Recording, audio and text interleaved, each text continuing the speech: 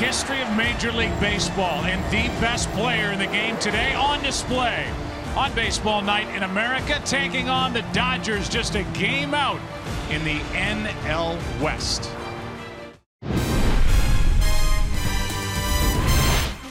Well, they're lined up, ready to get into this place. It is hot. 108 degrees here last night. Hottest it's been in the history of this building. Tonight, not as hot, but it is warm. And you see some of the faces of the guys that'll play for you here tonight. I'm Joe Buck along with the Hall of Famer John Smoltz, and let's talk about the Dodgers first. The Dodgers have made this run. They're only a game out of first place, as I said a second ago.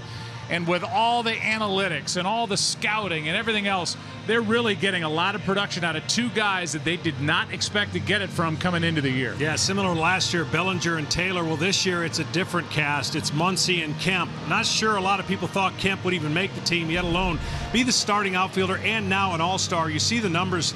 Muncy has been on a historic home run rate, and you think about the division coming back, the Dodgers one game back. They're primed with their resources, with the guys getting healthy, to look like the favorites again. Well, when a network rolls in and does an Angels game, everybody wants to talk about Mike Trout, and for good reason. He's the best in the game.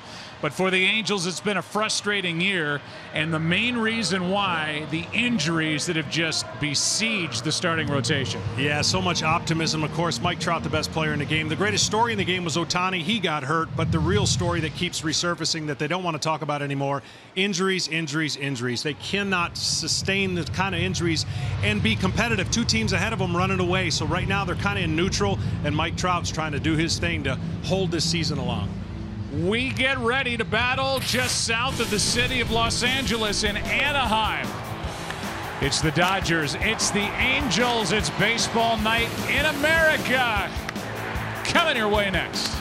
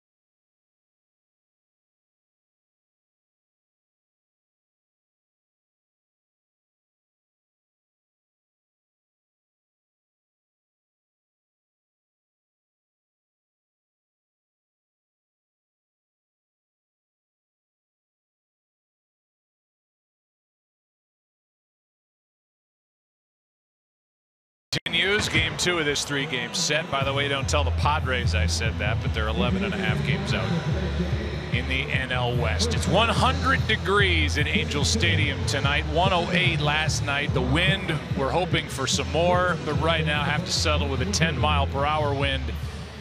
And as we said last night, the hottest night in the 53 years of this facility, when the Angels came back with 2 in the ninth to win it. You see where the Dodgers sit a game back of the Diamondbacks in the NL West, and the Angels are in trouble, both in their division and in the wild card, where they are 11 back behind Seattle, the number 2 spot in that wild card chase. They will have the Dodgers, Jock Peterson, Max Muncy, Justin Turner. In the middle, Cody Bellinger, Matt Kemp, Yasmani Grandal. Chris Taylor can play anywhere. He's at short. Then Yasiel Puig and Kike Hernandez. Good lineup. But they will miss Corey Seager for the season. Out with Tommy John. And here's a guy, Deck McGuire. His history is kind of shocking when you dive into where he was drafted, the different organization he's been with. He's making his second start for the Angels. Good stuff. Hopefully he can give 5 innings for Mike Social. It's a new world where a manager is hoping for 5 innings from his starting pitcher. I guarantee you Bobby Cox never said when John Smoltz took the ball, well, Liam Mazzoni, I hope he gives us 5 innings. That's over the outside corner, and the count, a ball and a strike on Jock Peterson. Well, as you mentioned, it's taken him a while, but he's got pretty good stuff. 4-pitch pitcher, sits on his back leg, above average fastball, curveball, slider, changeup. Peterson in that leadoff spot, hitting .256 overall, 13 home runs, and this is a Dodger team for Dave Roberts that tied a National League record with their 55 home runs during the month of June. They're off to a good homer start in July. They're number 1 in the National League, number 3 in baseball at popping the ball over the wall. And this guy's got 13 of them. That's fouled away, and the count stays 1-2. You know, we got a chance to do the World Series, and we saw Jock Peterson have some really excellent games at the end of the year that I believe have transferred into this season. It's showing in his average. He saw success by putting the ball in play. He didn't become just a one-way hitter, and I think that has paid off this year. Peterson strikes out on high heat, and that's the way the night begins for Deck McGuire, the 6'6", 220-pounder out of Richmond, Virginia. Our keys to the game sponsored by Ford. Yeah, this is really going to apply to both teams. Score first. When they don't score first, the record is pretty bad. You see the Dodgers when they score first, and when they don't, that's a big difference. The same thing with the Angels. Even though last night didn't go the Dodgers' way, they scored first, ended up losing. Scoring first has been a key for both these teams so far this year. Well, the National League champs, the Dodgers, a year ago had the terrific 24-year-old shortstop Corey Seager batting second. Now they have a guy named Max Muncy, who was cut loose from the A's, picked up last year by the Dodgers, had a decent year at AAA, and now is setting the world on fire in the big leagues with his 20 home runs. 28 of his 53 hits have been for extra bases. He can play all over the place, and tonight playing third base, batting second. It's been unbelievable. The plate discipline he has, the power, everything that you can think about a guy making a transformation to save his career. Not only has he done that, but he's on the brink of making the All-Star team. You saw the 20 home runs. Do not miss middle and in, and middle over the plate. Here is one skied into right. An hour and a half for Calhoun to get over there. Fighting the sun and has to adjust to make the catch. Headed back toward the track at the end of a 2-out. Well, Calhoun has struggled at the plate. He doesn't struggle in the field, and you saw on that high sky, he basically turns himself away as much as he can from the sun to pick up this ball, and does a great job, and has heated up a little bit of late since coming back from the DL. Still under the 200 mark, but defensively he has been a weapon. Now Turner, who is DHing in this game. Justin hitting .261, 5 homers, broke his wrist during spring training. And let's say this, as Turner couldn't hold up strike one, the Dodgers are still waiting really for Turner to kick it in. They've been without Kershaw for the bulk of the first half, out with a bad back. They lost Corey Seager, and yet here they are, a game out of first place. and they seem to be an organization that is poised to jump into the trade market, to add in their bullpen, and maybe add a significant player, which we'll talk to Ken Rosenthal about later. That's strike 2. Yeah, you're right. And for Justin Turner, the wrist has shown the fact that he has not been able to handle the fastball. 220 against four-seamers and 095 against sinking fastballs. So that tells you he isn't quite right yet pulling the trigger and timing up the hard stuff. It's been a 1-2 count on each of the first 3 hitters as Turner fights that one off and stays up there. If he gets on, Bellinger would follow. I know you watch a lot of tape, and you watch tape of Deck McGuire, and he impressed you. I like him a lot. I really do. That's fought off and hit into right. Calhoun fighting the sun again. And a good start for one of the very few guys I can remember named Deck. No score. Now,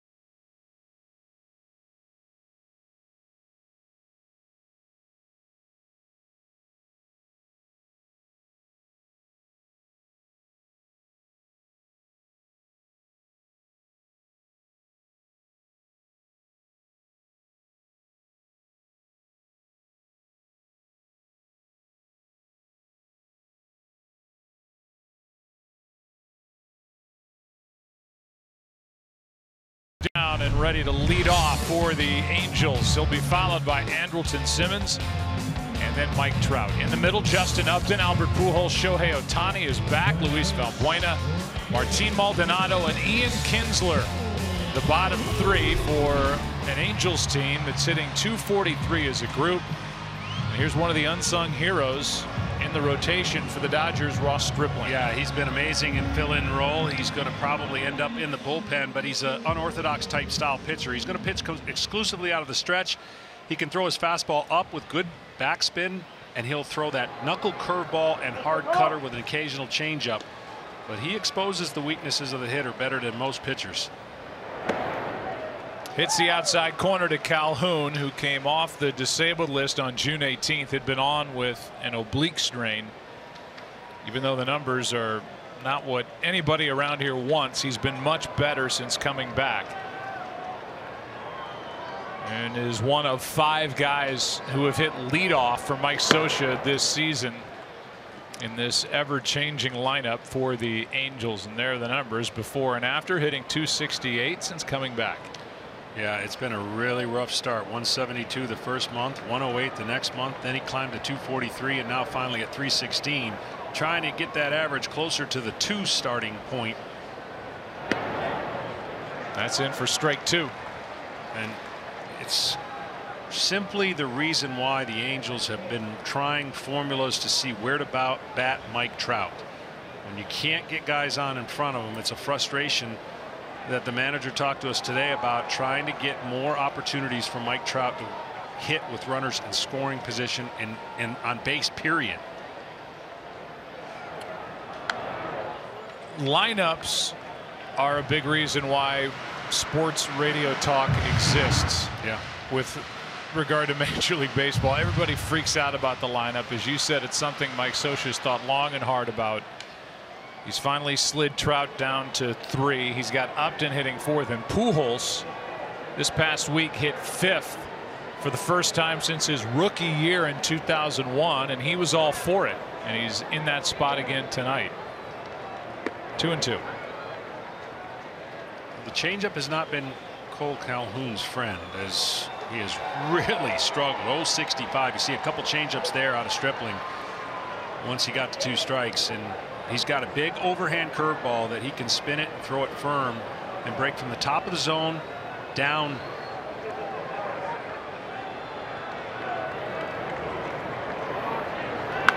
Calhoun fights it off. We were there. You and I were about to do our first game together on a weekend in San Francisco. Dodgers and the Giants 2 years ago in 2016.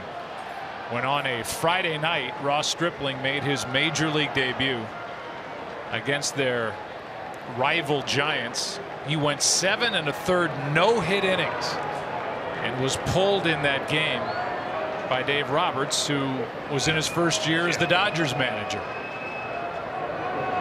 That is not well hit up the middle, and play is made by Muncy on the other side of the bag, typically the third baseman.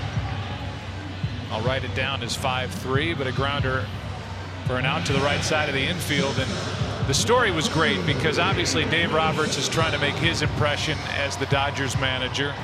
The number 2 hitter Andrelton Simmons steps in. Stripling's making his major league debut. He pulls him with a no-hitter going in the 8th inning at the Giants.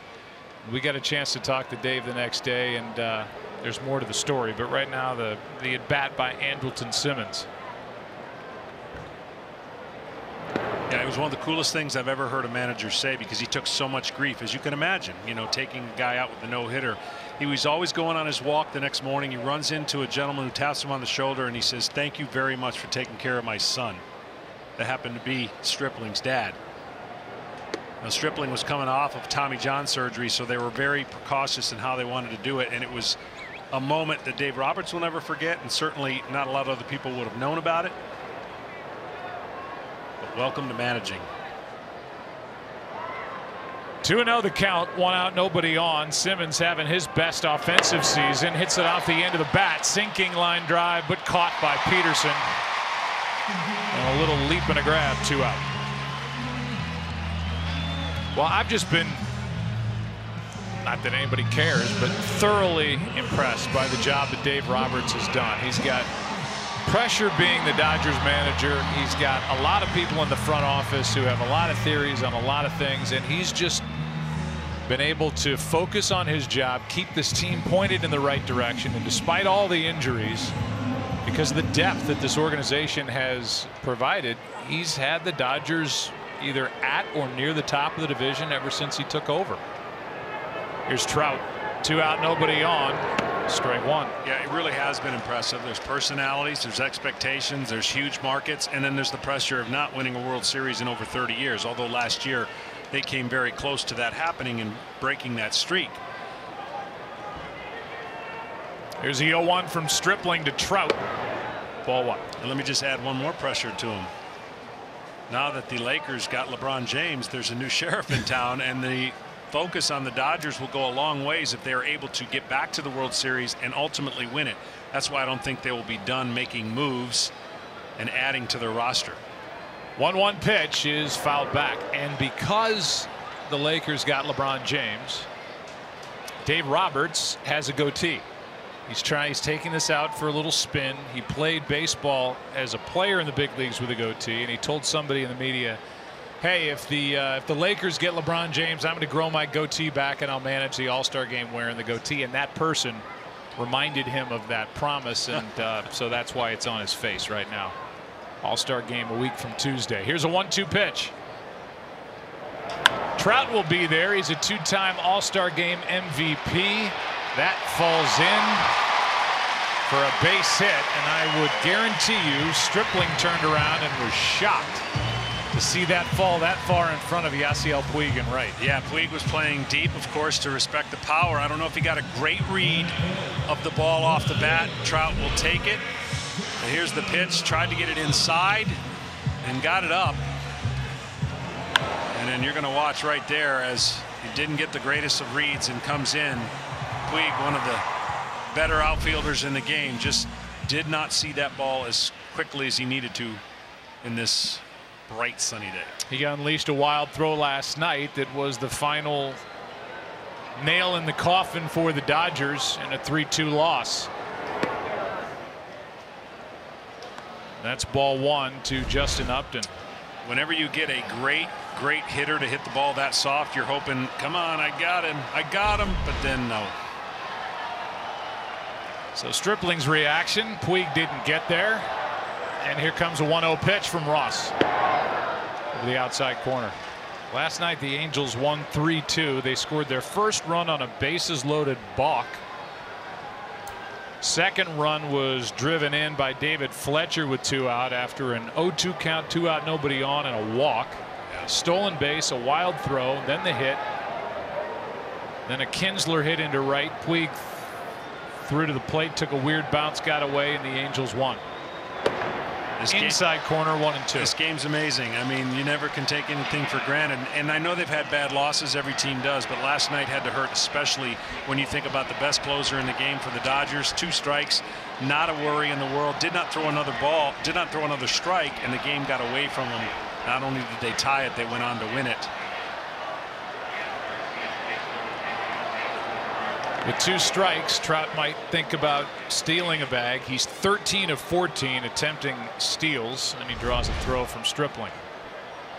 Might have been leaning a bit.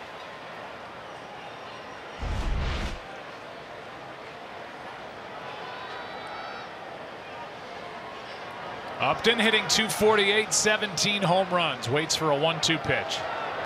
2-2.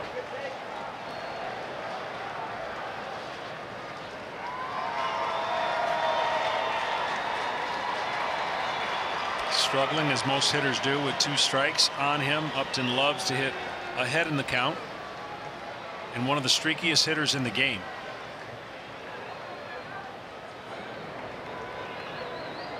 Trout stays put. Ground ball left side. Taylor, and error, and everybody's safe.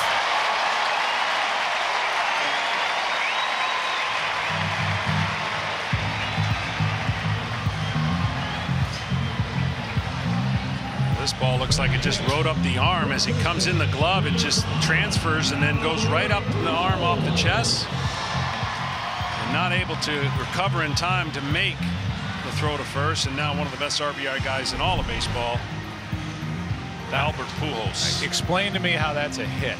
Not a hit. I put down error and it will be changed. Stick with me. This will be a call that is reversed. That is about as generous a hometown official scoring decision can get. That ball was 2 steps to his left. No way it's a hit, and it will get changed. I wrote it in pen. Okay, but right now it's a hit. Yeah, that's amazing. It was in his glove. It rolled up his arm. It still almost made the play. They just changed it. 2 on, 2 out, ball 1 to Albert Pujols. A hit that dropped in right on a ball that could have been caught. An error on the ball by Taylor. Ball hit by Upton. And so the defense has let the Dodgers down here south of their home park. They have, and there's the right-handed version of the shift on Albert. He will hit the ball through that second base hole. I've seen him do it way too many times. If the pitch is away, he will go that way with the pitch. Like he was trying to shoot it to right. And the count 1 ball 1 strike. Albert, 246. 12 homers, 46 RBIs. You see his numbers: 2 out, runners in scoring position, hitting .255 with 14 of his 46 RBIs. So they had a good arm, threw it from the upper deck back on the field. Everybody's going crazy in the Southern California heat. The heat. Sliders versus curveballs. If you've got a good slider, that's what you got to attack Albert with. Curveball, he's been able to stay on it. Fastball, he's taken care of it this year. The 1-1. That is hit hard into left center field. Peterson, a diving catch to end the inning. And we'll see if the Angels want to look at it and make sure Peterson had it all the way. And did he survive the ground? Let's check with Mike Pereira. After 1 in Anaheim, no score.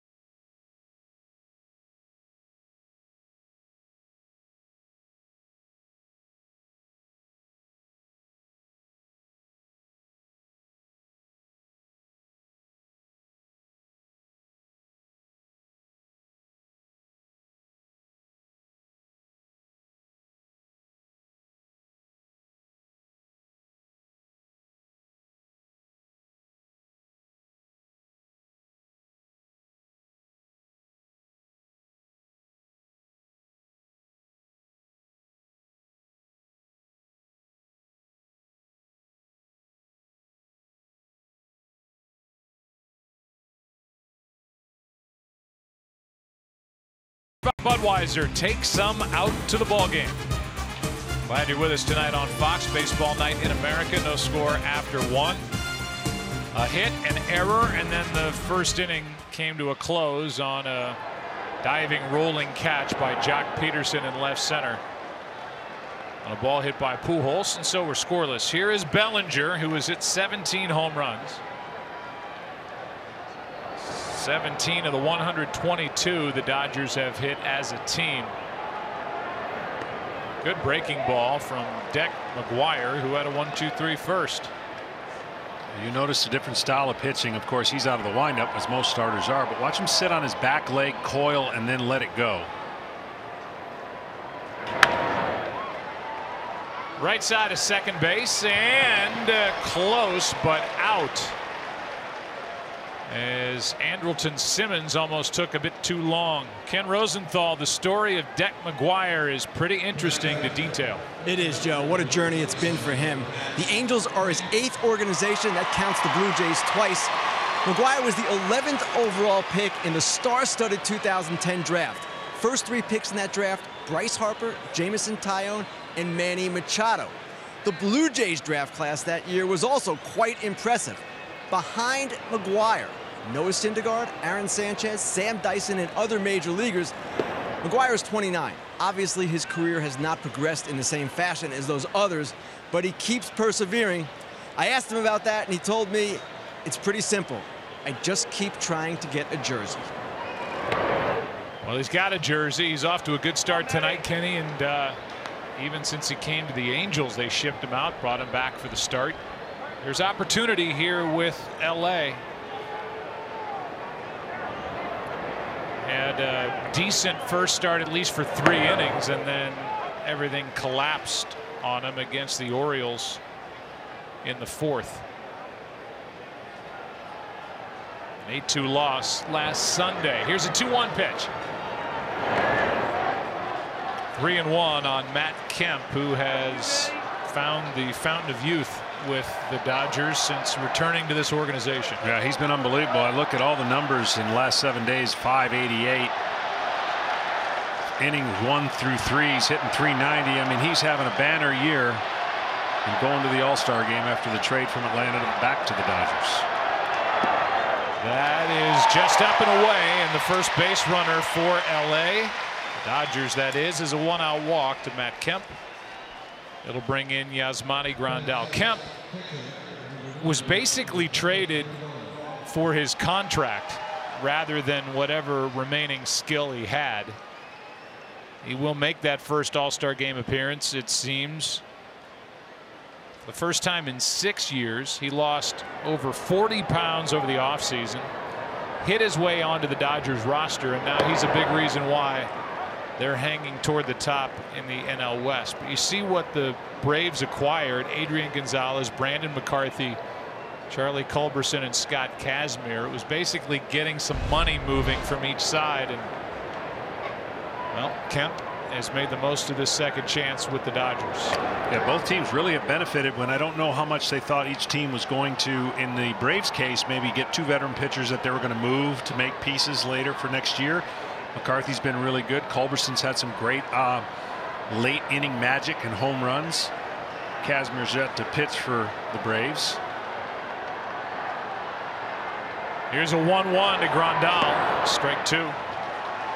Atlanta's a big story, not just in the National League, but across baseball. They started the day tied for first in the NL East. They were 70-92 a year ago. And by the way, the team they're tied with, Philly. Yeah, we saw that coming in the beginning of the year. Nationals have been struggling.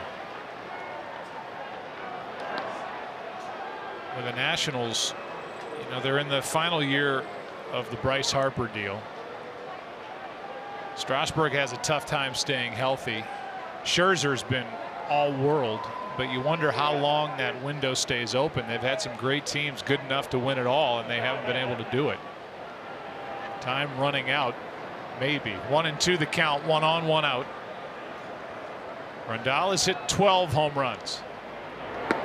And to their credit, they jumped the gun early and got Herrera to strengthen their bullpen, so they believe that they're going to make a run. A big, huge comeback the other night, down 9-0.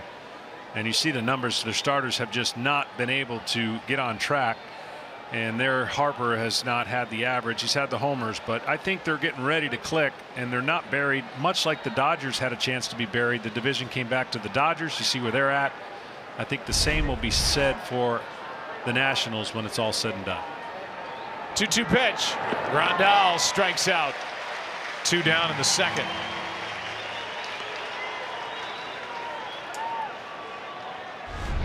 Well, for McGuire, he does have the quadrants covered. That's a good breaking ball. His slider can have some upgrade from time to time. He's got a decent changeup.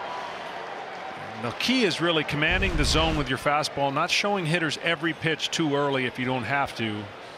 Even though the growing trend in baseball is you don't have to worry about 3 times through the lineup. It would be nice if we prepared more pitchers to be able to actually think about doing that rather than just residing that it's just not an option. Chris Taylor now takes a strike. McGuire's been ahead just about everybody that's stepped in there so far for the Dodgers. Taylor's such a valuable guy on a 25-man roster, can play anywhere. He's now the shortstop, with Seager out, having to undergo Tommy John surgery. He has filled the void defensively. He's popped 10 home runs. He's hitting .260. As we said, Max Muncy has taken the spot in the batting order for the Dodgers, that number 2 spot. And you see the home runs hit by position for a guy that plays all over. 1-1 pitch. To me, that's what's so amazing about the Dodgers. I don't know that I could have expected the amount of home runs they were going to hit. And certainly in this stretch where they're playing much better, they've hit a ton of home runs. And they've had players turn their careers around. This is one of them last year that had a huge impact on the Dodgers' success.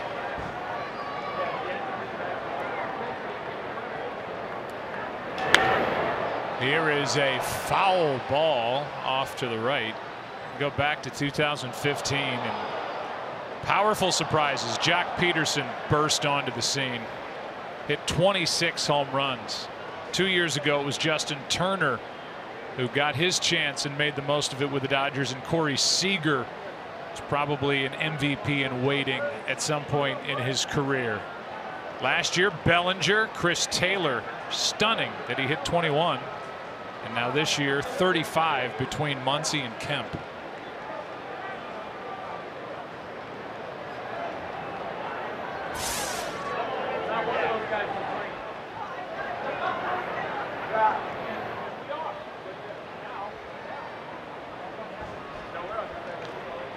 A check on Kemp, who has no steals, has no attempts. And what's amazing with the Dodgers and all that they've gone through, they still have the second best ERA among starters with all the guys that they've thrown in there. That's why today's starter is such a hidden MVP for Dave Roberts. And now that Kershaw's back, Hill's back, although Hill tried his best to try to get back on the DL with his lumbering around the bases the other day. And his head first, hand first slide at the plate. Here's this last pitch that almost got McGuire out of the inning. Instead, it's a full count, and that means Kemp will go at first. You got to love the adrenaline of what a 39-year-old lays a bunt down, beats a hit out to first, goes to second, goes to third, tries to score. Doesn't quite get it done. A strikeout ends the top of the second. 3 already for Deck. That's his mom's maiden name. McGuire, after an inning and a half, no score.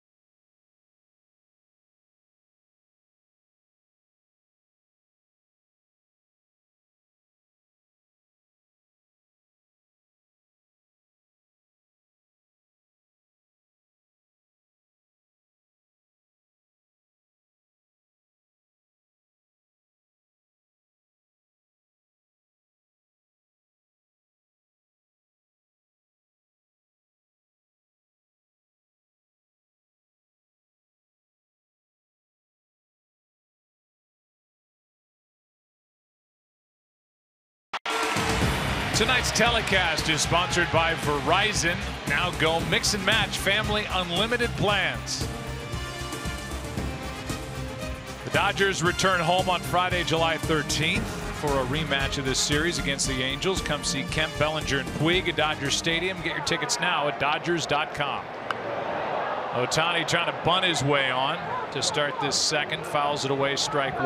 Well, Ohtani, you showed last night what kind of value he could be as a hitter. Not necessarily hitting the ball last night, drawing a walk, stealing second, going to third on the throw, and of course creating the tying run, which eventually happened, and then the winning run. But now what has been kind of his role is going to be strictly as a hitter for at least the next 11 to 12 days before they can find out where the arm is going to be after checking on the second phase to this whole thing of his arm injury. Yeah, there's so much to talk about for Ohtani, who is big, 6'4", 200 pounds. Didn't have a great spring training, changed the way he hit. Got out of the gate red hot, pitching great, and then suffers a grade 2 tear in his pitching elbow. He sat out for 3 weeks. He just played in simulated games before he came back. He came back during the week in Seattle, and now he's tied up here by Stripling to strike out. As you said, John, they just don't know what the exam that's going to happen within the next 2 weeks will reveal with that right elbow, and if he will be able to rehab and pitch with this tear in there, or if it eventually leads to Tommy John. Yeah, similar to what Tanaka and the Yankees went through, and Tanaka obviously has done a fine job holding that off. Recently he's pulled both hamstrings, why he's not pitching, but I think this whole process from the very beginning was going to be a tough challenge for the young man, as the Angels put together a good plan and kind of wooed him over here and got this story, and greatest thing we've ever seen to this point, two-way player. And now last year he was missing most of his year and pitching, only pitched about 27 innings, and this year looks like to be the same at this point. Batter is Luis Valbuena. 1 out, nobody on. Valbuena hitting .213. Up and away from Stripling, a ball and a strike. Valbuena really kind of epitomizes the poster child of the way baseball is going. He's an all or nothing type hitter, swinging for the fences, really no adjustment with 2 strikes. 2-1. Has power, low batting average. I know you're in the Hall of Fame. It's not like you could have reached greater heights than that. The game has changed so much in the short time that you've been out of the game. As Valbuena steps out, I just think of you being able to take advantage of the approach by so many of these hitters that don't care if they strike out. It really is unbelievable, and it is the philosophy we have today. And I want to echo by saying I don't really blame the player, because the player has not been, he's been rewarded by this system. So it's a philosophical Major League Baseball adopted philosophy. I don't think it's the right one, but I'm not running a club, and it is really, to a lot of players, disappointing that strikeouts mean nothing. It means zero, nothing. And hitting .220 means nothing. There's a strikeout, 2 out. And I would simplify it like this: never have we had greater talent and greater stuff and velocity, but less of the art, less of the fundamentals, less of pitching, less of hitting. It's almost as if we've had technology thrown into our sport: exit velocity, pitching velocity, spin rate, and that has been the crux of what everyone's looking at. It goes all the way down to youth baseball. That's all they're thinking about at 8, 9, 10, 11 years old. So that's kind of what we're getting now. The sexiness of hitting a ball 119 miles an hour. With 2 out, nobody on, there's a strike over the inside corner to the catcher, Martin Maldonado. That's why when you see a guy like Ross Stripling pitch, it's refreshing, because he's a pitcher. He throws and exposes the weakness of the hitter. He can throw the ball wherever he wants to. He throws it in a unique way where he finishes tall, and the ball up seems inviting to the hitter, but they don't quite square it up. There's a good pitch over the top, breaking ball, strike 2. And like Dave Roberts told us, his stuff is so good that most guys pitch to their own strength. Instead, Stripling pitches to the hitter's weakness. Yeah, and there's a big difference in that, and that's exactly what pitchers back in the day would do: expose the weakness of the hitter. And right on cue, Stripling strikes out the side. 3rd inning rolls in. Dodgers coming up. No score.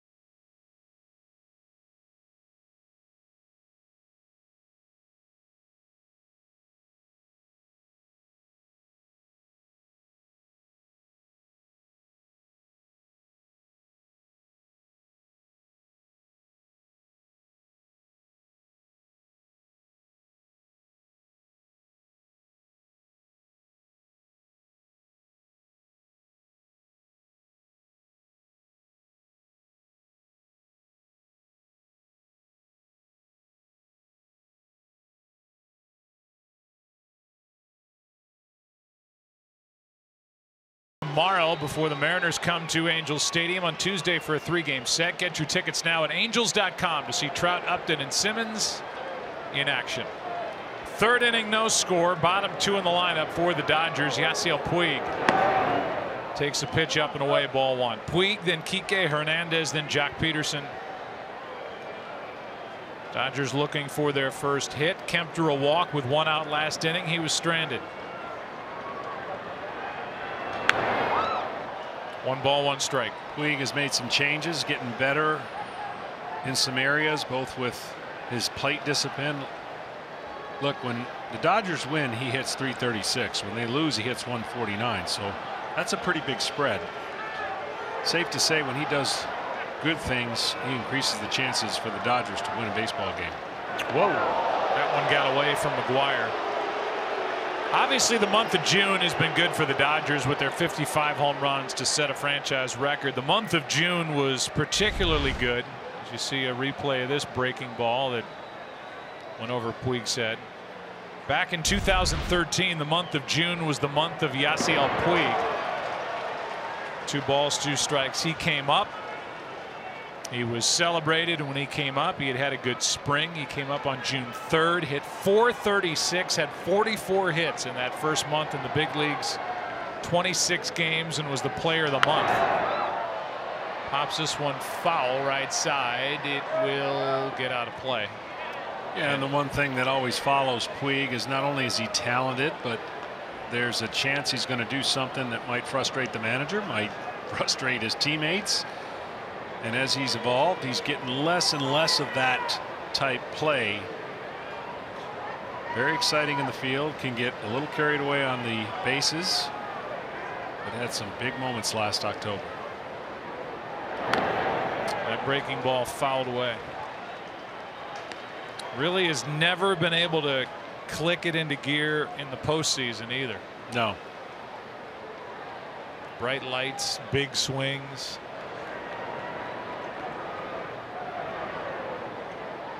Not a lot of contact. Full count. Did see a couple of those glimpses in that wild game. Was it 5? I think it was in Houston. He had a homer and a couple big at bats, but question has always been, will he be able to get closer to the style of game they want him to play? 3-2 pitch is a swing and a miss on a pitch that was down. Another strikeout for McGuire. Already 4 racked up by the 6'6" right-hander. You're right, by the way.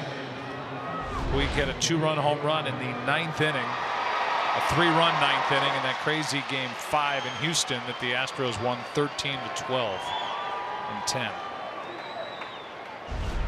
Puig knew it, didn't argue, goes and takes a seat. Here's Hernandez. Strike 1.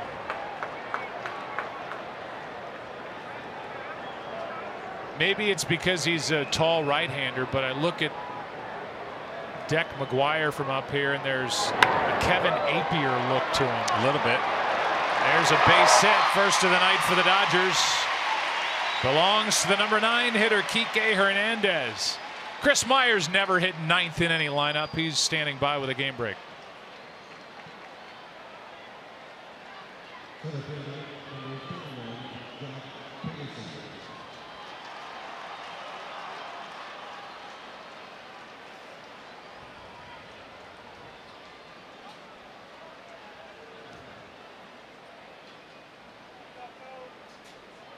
All right, Chris, thanks. 5 out at the start of the day, the Nationals, so they're right there if they can get hot. See the ERA leaders. There's Scherzer. He's been nothing but terrific since they signed him as a free agent a few years ago. Down and in. Swung on and missed by Peterson, strike 1. Well, they had the team meeting, and Scherzer did a lot of the talking. They got back down 9-0. Wise man once told me, if you're going to have a team meeting on the day your best pitcher is pitching. That's a good plan. Who was that wise man? That was Mr. Bobby Cox. He was wise in a lot of areas. 0-1 pitch is grounded foul. I've not heard that before, but that makes a lot of sense. Then the next day, all the articles. Well, the Braves had a big team meeting before this game. Beat the Dodgers that day, 5-0 behind. Oh, Greg Maddux. Yeah. You know, it's funny in those team meetings and players only, it usually goes like this. Guys, nobody needs to say that we're having a team meeting. So let's just get it out, you know, right now. And inevitably, everybody knows somehow, some way, somebody says to a reporter, we got a players only meeting. Yeah, but I don't always blame players on that. You know who the culprit is a lot of the time? Clubhouse guys? The clubhouse guy. Yeah. Or the security guy sitting in the front of the clubhouse. It says, right. Can't go in, they're having a meeting. Well, what do you mean? It says right here on my badge that I get to go in. Nope, they're having a meeting. 1-2 pitch. Good pitch by McGuire, and 5 strikeouts through 2 2/3. 2 out.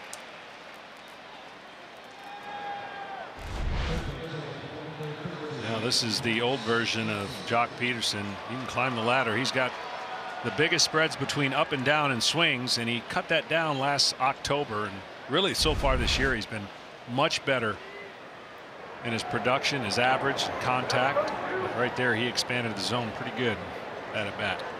Clayton Kershaw calls this man Babe Muncy. Max Muncy takes a strike, fly to right his first time. It's hard to believe that for a Dodger organization that is as old as it is, going back to Brooklyn,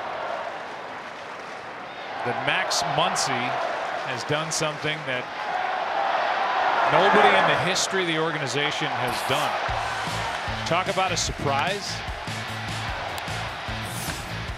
The fastest to 20 home runs in a season in Dodgers history. 183 at bats for a guy that was cut by the A's.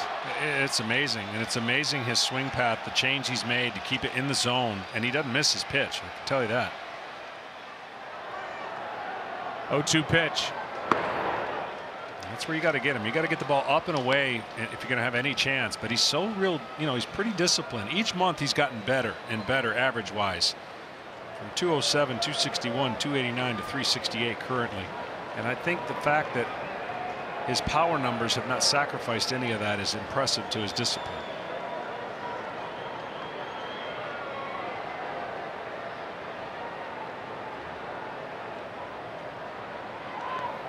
Here's the hot zone. When you're thinking about this, is the information people get, especially pitchers get. You say, okay, keep it out of the red, attack the blue, try to get it above his hands and expose where he's not as comfortable. But in that red area right there, if it's there, he doesn't miss it.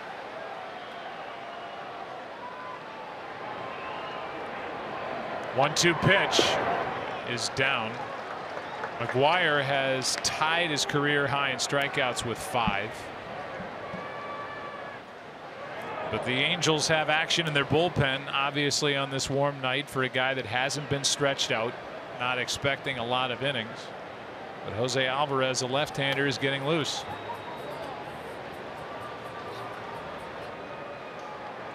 Two and two the count. Pitch number 52. Instead, a throw over to first.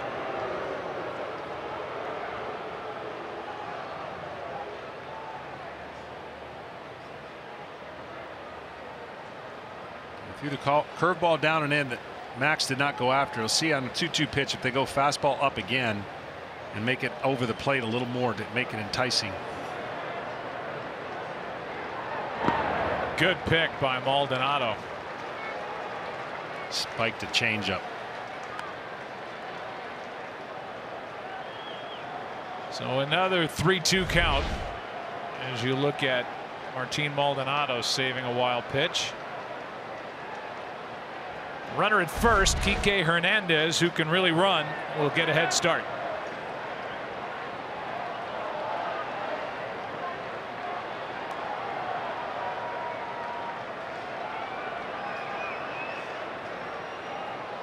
There he goes. Ball 4, 2 on, 2 out. Second walk by Deck McGuire.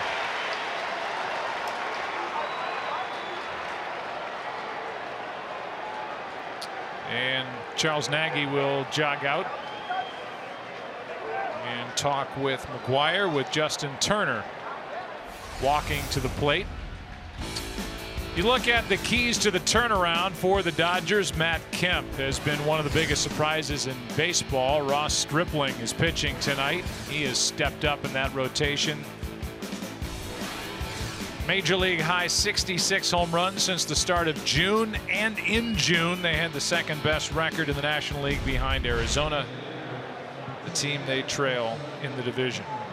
That was a meeting at the mound to remind Deck McGuire that Turner is aggressive on the first pitch. They got us to check swing on the first pitch, and certainly to remind him,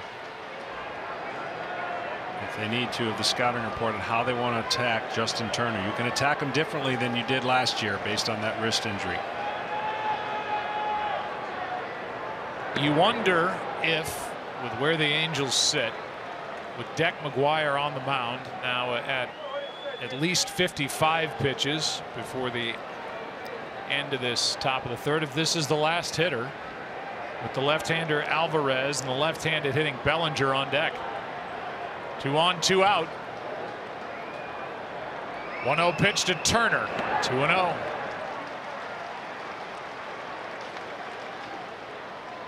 And when I say you wonder if, my answer is there is no wonder. This is his last hit. Yes, that would be the last hitter with Bellinger up due next. That's why the count here, you can't give in to the count, knowing even though this first and second 2 outs, there still is a base open. You cannot just lay one in there. Turner, like he tried to hold up. Good pitch by McGuire, strike 1. The one thing I could say for Deck McGuire, I know it's super hot. He's going to have to be in great physical shape because the way he throws a baseball, he exerts a lot of energy, uses his lower half a lot, and if that part of his body is not in the best of shape, it'll start showing as the game goes on in the upper part of the body, of course, the arm. Turner trying to put the Dodgers on top. That is down. Maldonado tried to frame it, and the count 3-1.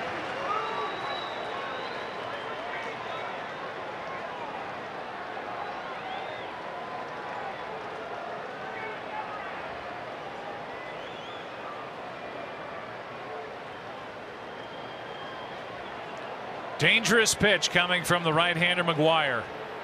Turner waits. 3-1 pitch. Right down the middle. Full count. Turner looks middle in. He's looking to turn and burn. So a 3-2 count now. Knowing it's your last, probably knowing it's your last pitch. You want to make the best pitch, breaking ball, I would think wise, you could make. 3-2 here. See if you can get Turner fishing. This will be the 26th pitch of this inning for Deck McGuire. Runners will go. 3-2 pitch. Fouled back on a 93-mile-an-hour fastball. Fastball up.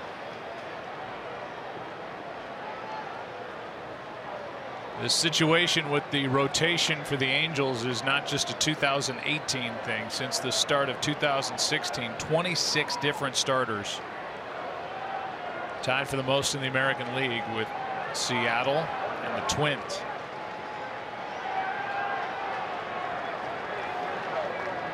Another 3-2. There was the breaking ball. He tied him up. Wasn't quite in the spot he wanted. You see it almost backs up on him in the upper quadrant of the zone. Ties up Turner.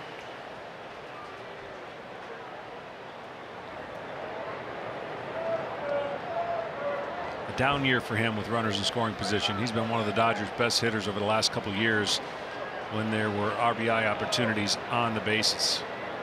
Runners go again. Breaking ball got him.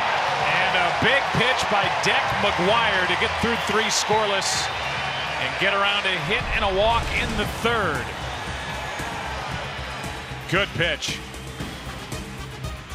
And he loved it. After 2.5, no score.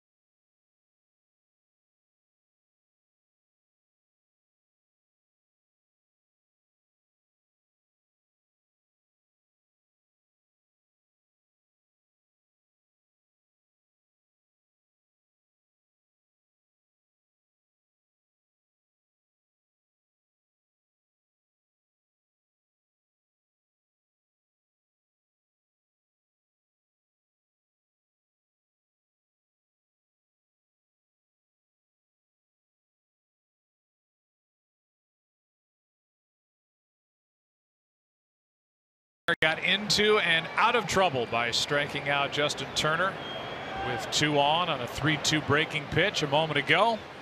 Bottom of the inning, and strike 1 on Ian Kinsler, who was traded from Detroit over the offseason. Got the hit that set the wheels in motion to win the game last night for the Angels. You see the home runs, 11. That's not bad. The average, not good. Yeah, I think I'm all in with what the Angels were trying to do, and of course today people tell you how old they are. But when you think about their window of success with Trout, we documented best player in baseball. Pujols, of course, with the contract. And they add Kinsler, they add Upton, they get Ohtani. All of a sudden, offensively, it looks pretty good. Well, you never thought Calhoun would struggle to the point he has, and of course, Kinsler. He pops it up. Kinsler does, right side. Bellinger.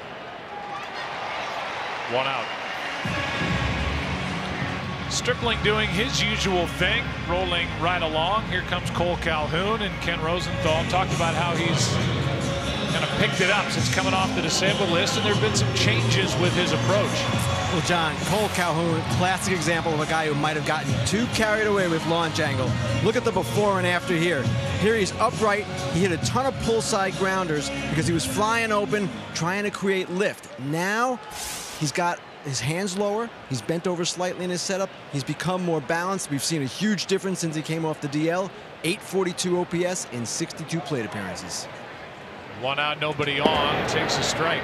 I can only tell you, when you go through a mid-season change like that, no player wants to struggle as long as he has. He looks a little more athletic, and certainly you look at a lot of film and you overcorrect and try to find different things. But for a man who can play the kind of defense he has and the offense he's capable of, they're glad to see the new Calhoun because they're going to need him. Missed that by a lot. Good pitch down and in, strike 2.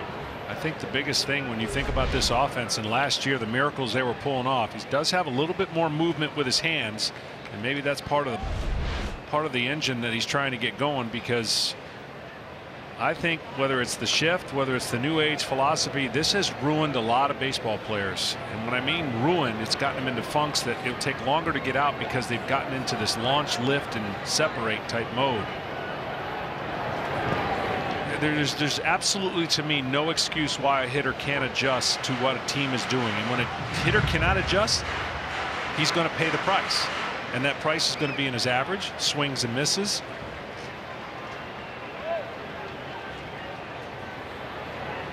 If you don't want a defense to shift against you, make them change. Make them change. Force them to go back to a regular defense by hitting it where they are not positioned. Strikeout for out number 2. Massive strike, or swing rather, with 2 strikes. I mean, this is just launch with 2 strikes. Forget that the left side of the infield is wide open. Forget that you could make contact and get on base. Just swing for the parking lot and then go take a seat. Yeah, and that comes into play more when there is opportunities, of course, to make contact and move a runner over or drive him in.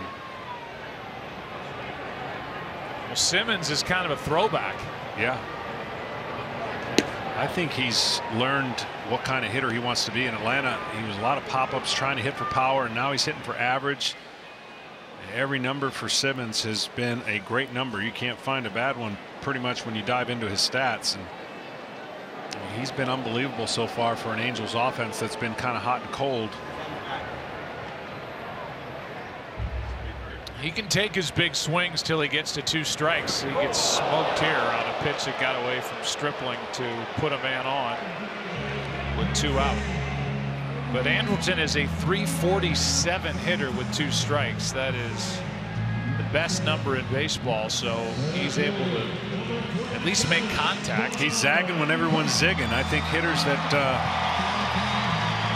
at some point organizations are going to start rewarding this. I really believe, but at this point it hasn't come full circle. We're starting to see some of that through free agency and what players are getting and not getting based on the home run numbers all being the same, like everyone's hitting home runs. So guys didn't get paid for hitting a lot of home runs and striking out a ton. Here is Mike Trout. Holds it high. Can unload better than anybody else in the game. Comes up empty, strike one. He had a little flare hit into right his first time. He's driven in 49 runs, tied for second in the American League behind JD Martinez with his 24 home runs. Here's an 0-1 pitch. Instead, a check on Simmons, who has stolen 5. And it's so interesting. Mike Trout, of course, went through a really bad slump 2 months ago, it seems like, and he's been on a tear since. Although the last 7 games he's was hitting 118 coming into this, but he holds his hands high, but he really likes the ball down. You can get him out up, and you can get him out with slow stuff down below his hands. Not many places. That's where you can try to entice him to swing the bat.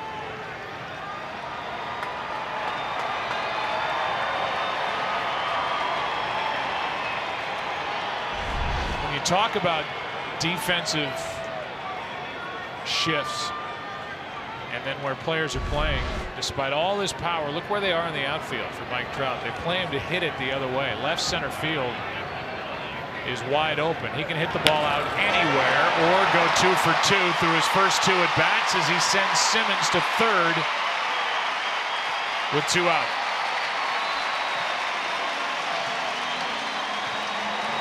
Well, Stripling coming in, hadn't had much experience against the Angels. 2 for 2 was Trout coming into him with a homer. Now he's 4 for 4, so you don't need to be ashamed of that if you're Mr. Stripling, but you like to get him out too and check in your category.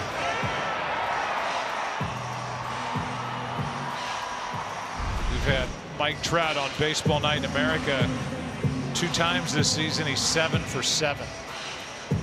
He's going to send a limo to get you, Smoltz, at the hotel. He doesn't fare too bad in the All-Star games either. No, that's true. It's coming up. Here's Justin Upton. First and third, 2 out. No score, 3rd inning. Ball 1 inside. Justin Upton, with runners in scoring position, is hitting 163 and is 3 for his last 36.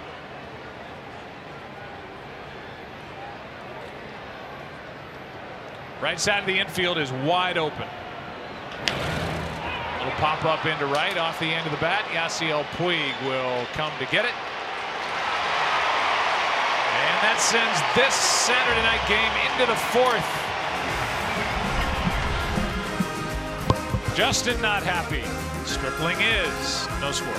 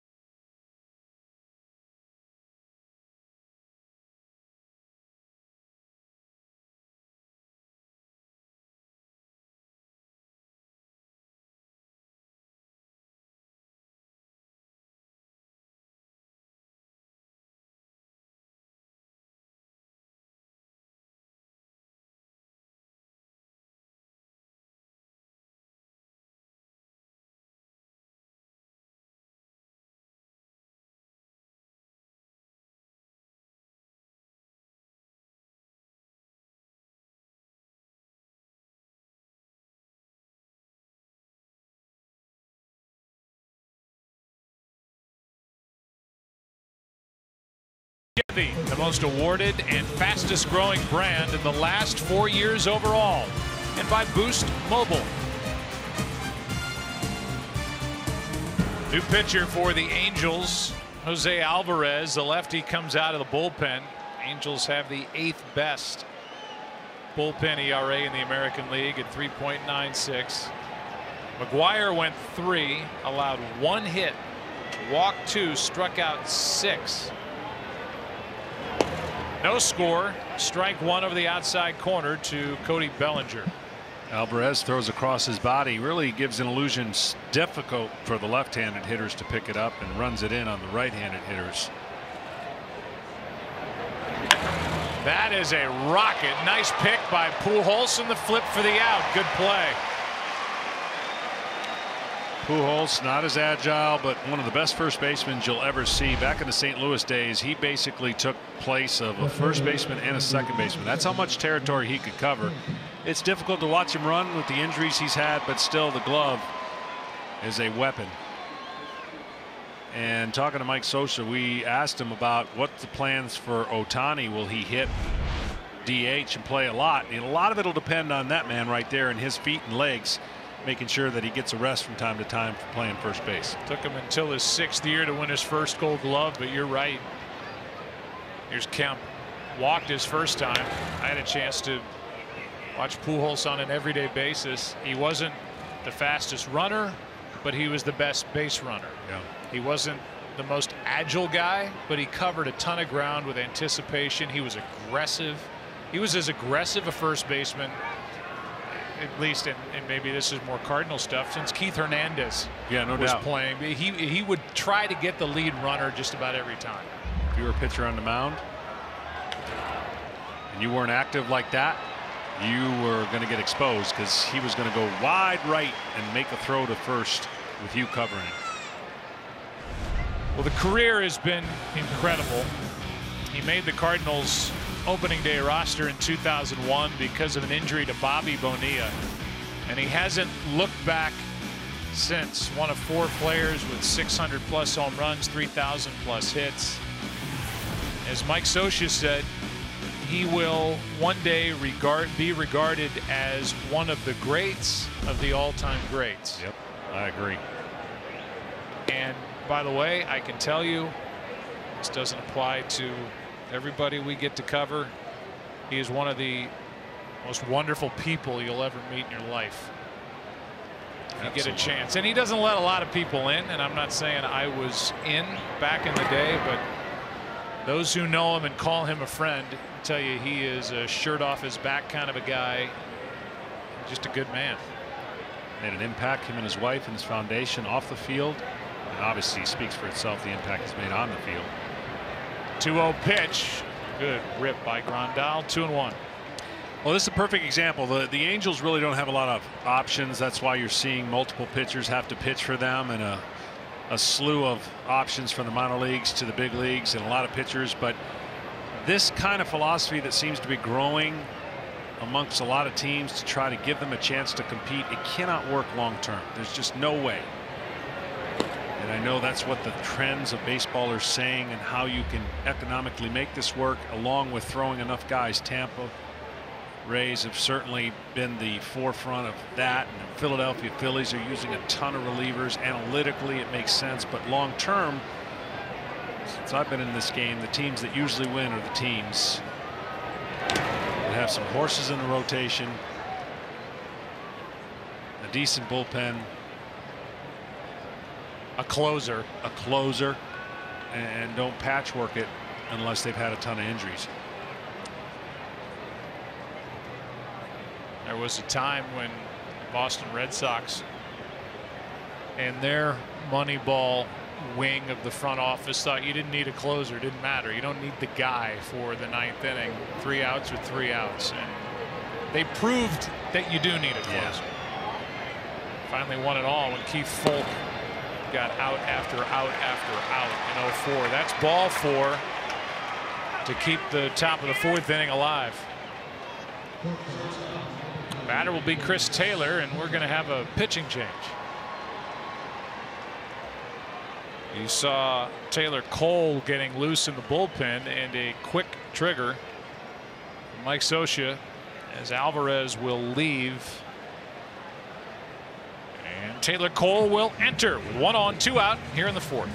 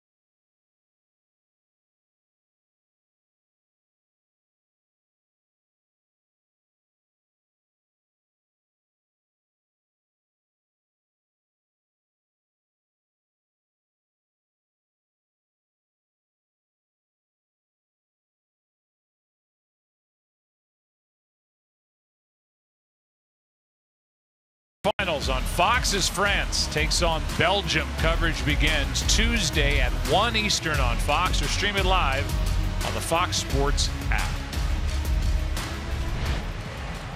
There you go. These are matches, not games.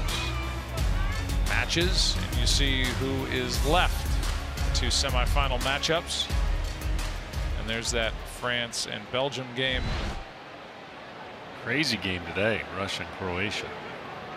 Yeah, the host country Penalty kicks is ousted. Here's Taylor Cole, third pitcher of the night for Mike Scioscia. Strike 1 on a good moving fastball from the right-hander. That's what he has. Good late movement, 90+ mile-an-hour fastball. He's got a changeup with split action and a slider.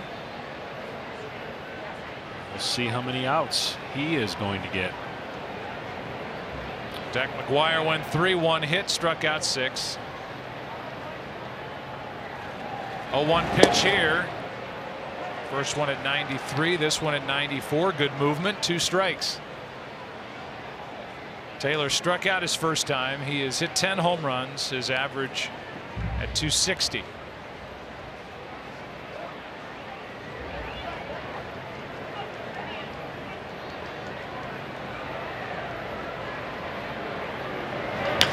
Foul. The Dodgers made a move right before the first pitch. Yimi Garcia, a right-hander,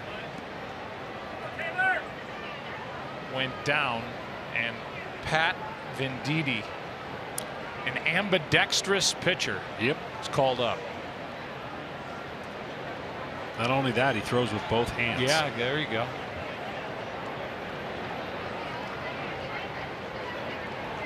Oh, 2 pitch, up and away. Steve Horn, our editorial consultant, reminds us that when an ambidextrous pitcher comes into a game, and there have been a few sprinkled through history, they have to declare which hand they're going to use for that at bat prior to the at bat. A 1-2. That's on the outside corner. Another strikeout. 11 strikeouts on both sides in this game, and we're only going to the bottom of the fourth with Albert Pujols set to lead it off. No score.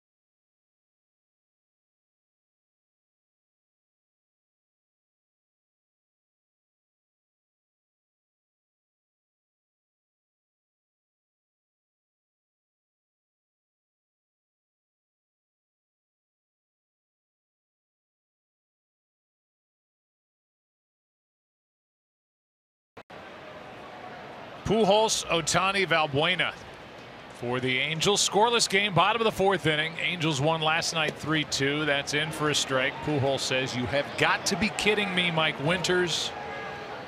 That ball was low, or some variation on that theme. You're accurate, and I think the ball was low. Pujols usually takes anyway, so he follows the ball into the glove. But he's smiling like he knew something big was about to happen, but he fouled it straight back, smiling through the tears. Had a chance with 2 on and 2 out in the first inning and hit a sinking line drive into left center his first time up that was caught by Jock Peterson on a semi dive and roll. 0-2. Inside corner, struck him out.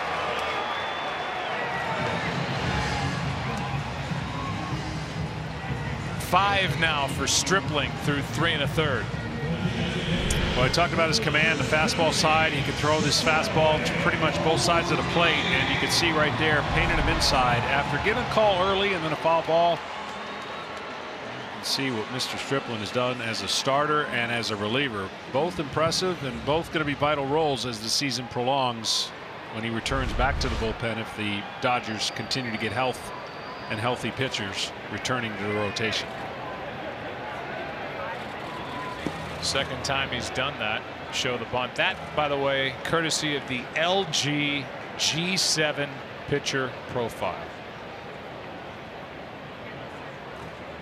Is that a new driver? No. TV? No.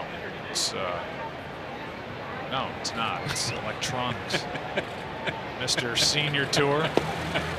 Swing and a miss by Ohtani. It's a phone. Oh, okay. All right. Get golf off your mind. I'm trying. You got better with every 9 holes you played. Why couldn't they let me Open. keep going? Isn't that a pre? Oh, because you were up the street. They're trying to finish the thing before dark on Sunday. One out, nobody on. 1-1 to Ohtani. Bounces in. I was proud of you. I went out to see you on Friday, and then I felt like I was bugging you. Oh, so I did good when you came out. That was. I know you made a nice par save, and then you split the fairway on the next hole, and then I walked away. That was it. 2-1 pitch to the right side. Bellinger gloves the high hop. 2 out. Chris Myers is getting itchy with a game break.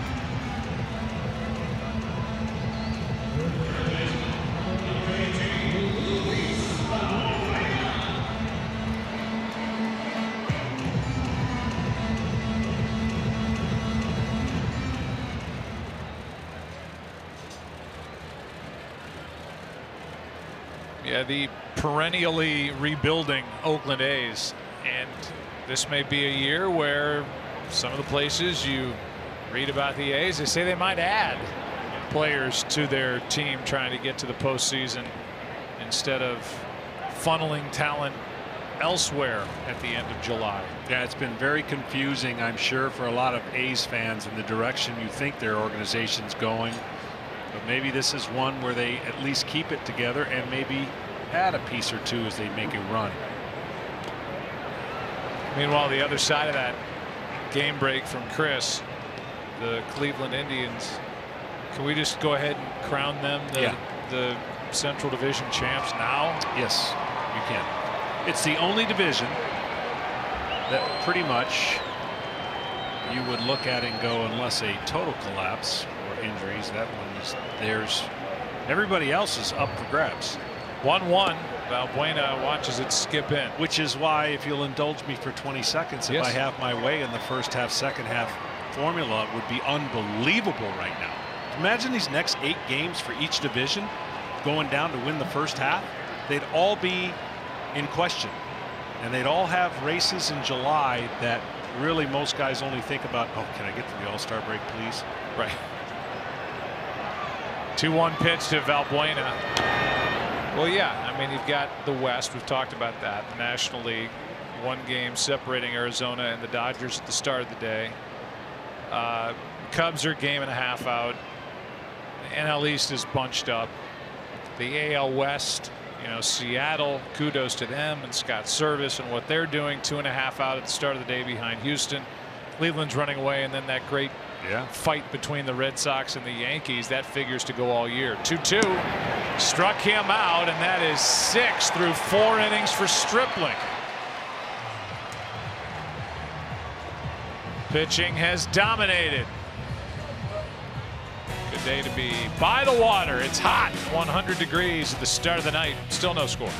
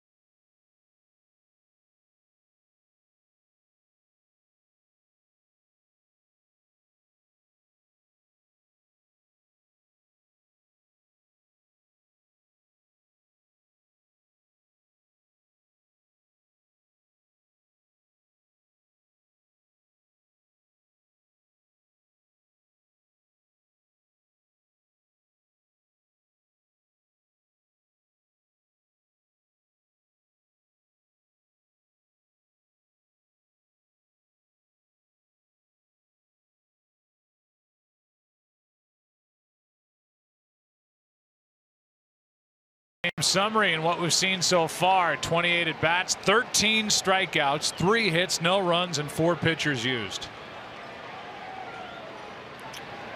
Here is the third of 3 for the Angels. Taylor Cole. Running fastball misses inside to Yasiel Puig, with Kike Hernandez and Jock Peterson the next 2 here in the 5th. No score. Puig struck out his first time. 1 ball, 1 strike. Well, one of the issues that Mike Scioscia has been dealing with, and I thought he did an unbelievable job last year. They came up short. They were undermanned. But he manipulated the bullpen and got guys to do things. You wouldn't know a lot of names down there. Middleton gets hurt. That was a big blow. But equally as tough now on the other side, Dave Roberts' bullpen has not been the strength this year, and last year it was pretty much a strength. So they're going to have to figure some things out going forward for the Dodgers. 1-2 pitch is lined into left for a hit for Puig. Dodgers have their second hit of the night.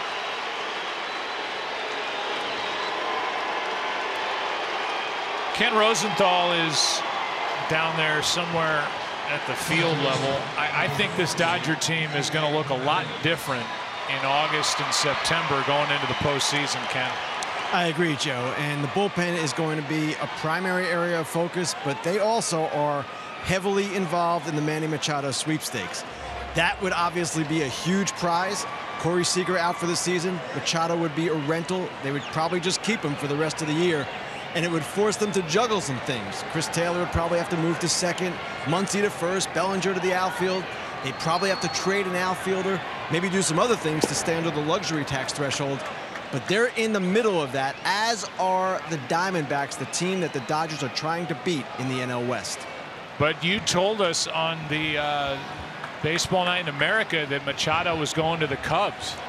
I did say that, Joe, under tremendous pressure from the play-by-play man. Oh. That was about, I don't know, a month ago. When was that? I have it right here. May 26th. Things change. So I do want to ask you, though, do the Orioles expect a large haul with regard to players for a guy that just doesn't seem to be?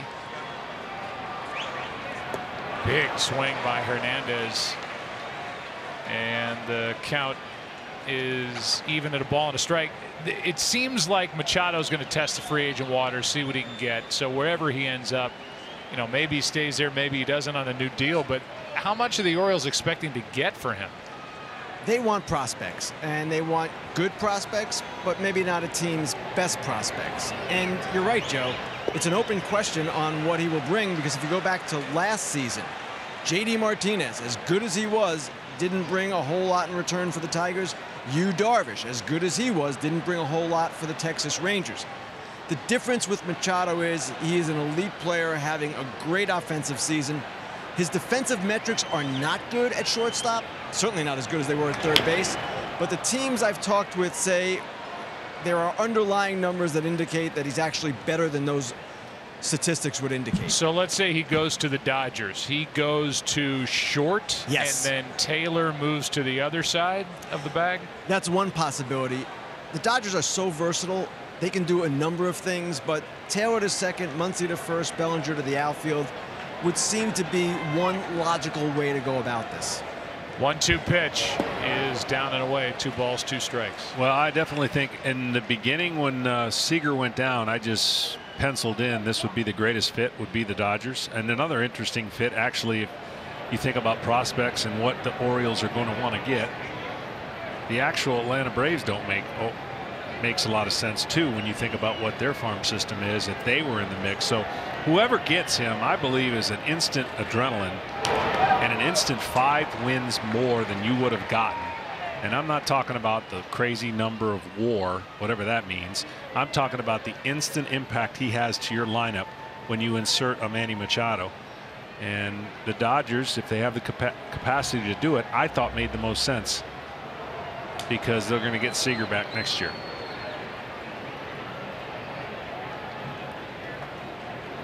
That remains to be seen as we make our way through the rest of the month.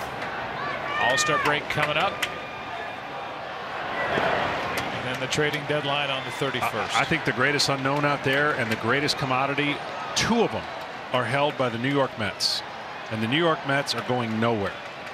And they had high expectations this year, and I think they're going to be offered such a package for Jacob deGrom and Norris Syndergaard that is the biggest game changer out there right now. Whoever can twist the arms of the Mets and make that move happen, wow. The Yankees, to me, are the team that could profit the most if they get a game-changing starter with their offense. Because we all know what we saw last year. They got a great bullpen. They came within a game of going to the World Series. But you're looking at, if you're the Yankees, you've got to go through either Houston, Cleveland, or Boston. And maybe Seattle if they were to fall in the wild card race. There's a lot of arms that can take care of that massive offense that the Yankees have. They need an arm. They need a starter.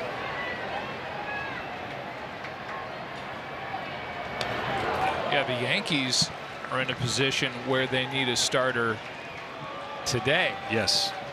And that's assuming, as you see where they sit, a game and a half behind Boston. That's assuming CC Sabathia stays healthy. That's assuming that Tanaka comes back off this weird double hamstring injury and he stays healthy down the stretch. I mean, they're pretty thin in their rotation for a team that's that good. They are, and Sonny Gray has not lived up to the expectations, whether it's being in New York, pitching at home. He's a quality, top-notch pitcher that has not fit well in New York so far. So I just think if you can make that happen and you can give up some resources, you have put the Yankees in a nice window of 3 to 4 years of controllable young stars and controllable pitchers. That is just low, and the walk follows the hit, and the Dodgers have the best scoring chance of the night. Mike Scioscia wants to know from Mike Winters why that wasn't strike 3, and the answer is it was just low. Yeah, good late movement, good opportunity for the catcher Maldonado to make it look like a strike, but a great at bat for the Dodgers. Now they get to turn over the lineup, and Jock Peterson. Peterson has struck out twice. We want to finish this conversation and especially get Ken back involved in it. See if Peterson gives us a chance to do that with the best scoring chance of the night right here. He bunts it. It stays fair somehow. And the runners advance to second and third. Everything he does is hard, even the bunts. Yeah, I mean, that thing was a bullet down the first baseline, and it never wavered. Stayed on its initial line, and like your chip at the Senior Open, it found the glove. It did. It found Pujols' glove, and there wasn't much he could do to touch first base. And now they've got a decision. Mike Scioscia has a decision with Max Muncy at the plate. Looks like they're going to approach him and not load it up to face Turner. In on the corners, deep up the middle of the infield. Muncy could put the Dodgers on top, strike 1. Real quick, Ken Rosenthal, a couple of other guys are out there. Happ is one and Cole Hamels another at the trading deadline. And both got rocked today. Happ by the Yankees and Hamels by the Tigers. And it speaks to John's point. The dynamics of the trading season shift every day. The Mets are saying they do not want to trade one of those guys. They want to compete in 2019. But let's see what they get offered.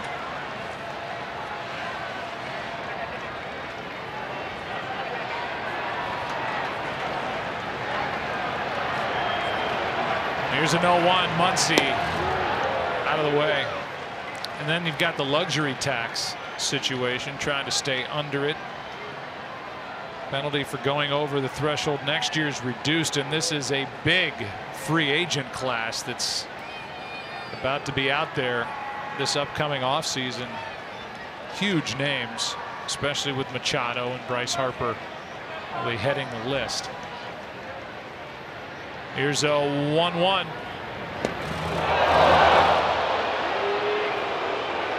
Two and one as Muncy lost his footing getting out of the way of that.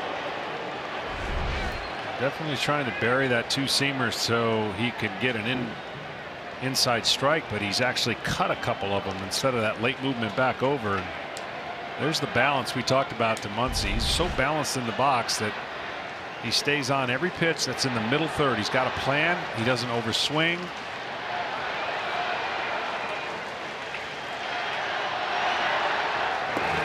Good pitch from the right-hander Cole. 2-2. Now let's see what he does with two strikes, because this is what I call now the difference between the style of baseball we're playing and the selfish at bats for a 3-run homer and the ability to hit a ball to second base and get an RBI.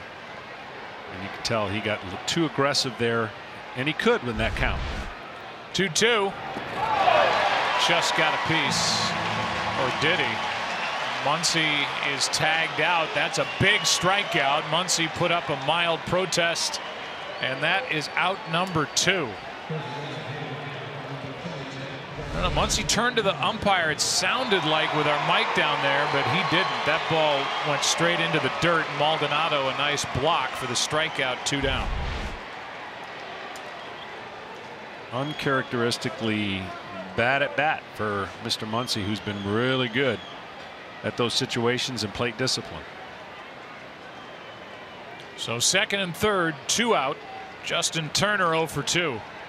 Had 2 on his last time up and struck out. That was against the starter McGuire. Ball 1.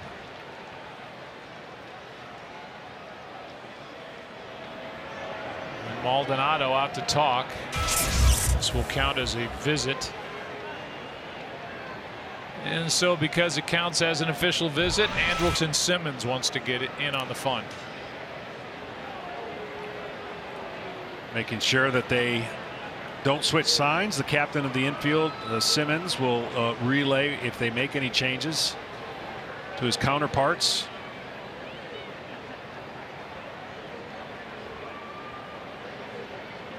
I think Turner is sitting middle in on anything that comes over close to him. He's going to be looking to turn and burn. This is a change-up happy type split finger. Popped up right side. Will it stay in play? Pujols out of room.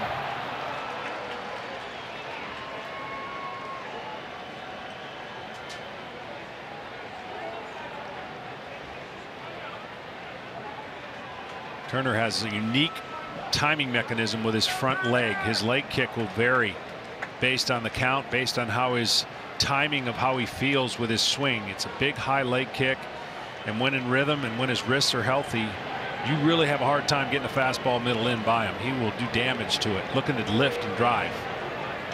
That's into right field. Dodgers lead. Calhoun plays it on a hop. 1 run scores. Here comes the second runner, safe. Good slide by Hernandez. 2-0 Dodgers.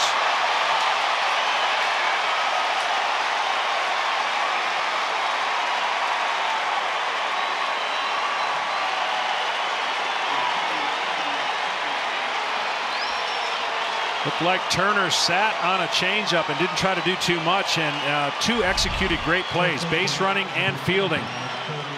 Excuse me, a fastball away that he just goes with it. Good piece of hitting. Watch Cole Calhoun comes up. He makes a good throw and a better slide. And that's how you do it when you're trying to hook slide. You get past the bag and reach back with your hand. And then catch your helmet before it hits the dirt. Bellinger grounds to second. Kinsler makes the play. But the Dodgers have the first runs of the night. Their number 3 hitter, Justin Turner, got it done. Here's the slide. Tap of the plate with the left hand. Catch your helmet. 2-0 Dodgers.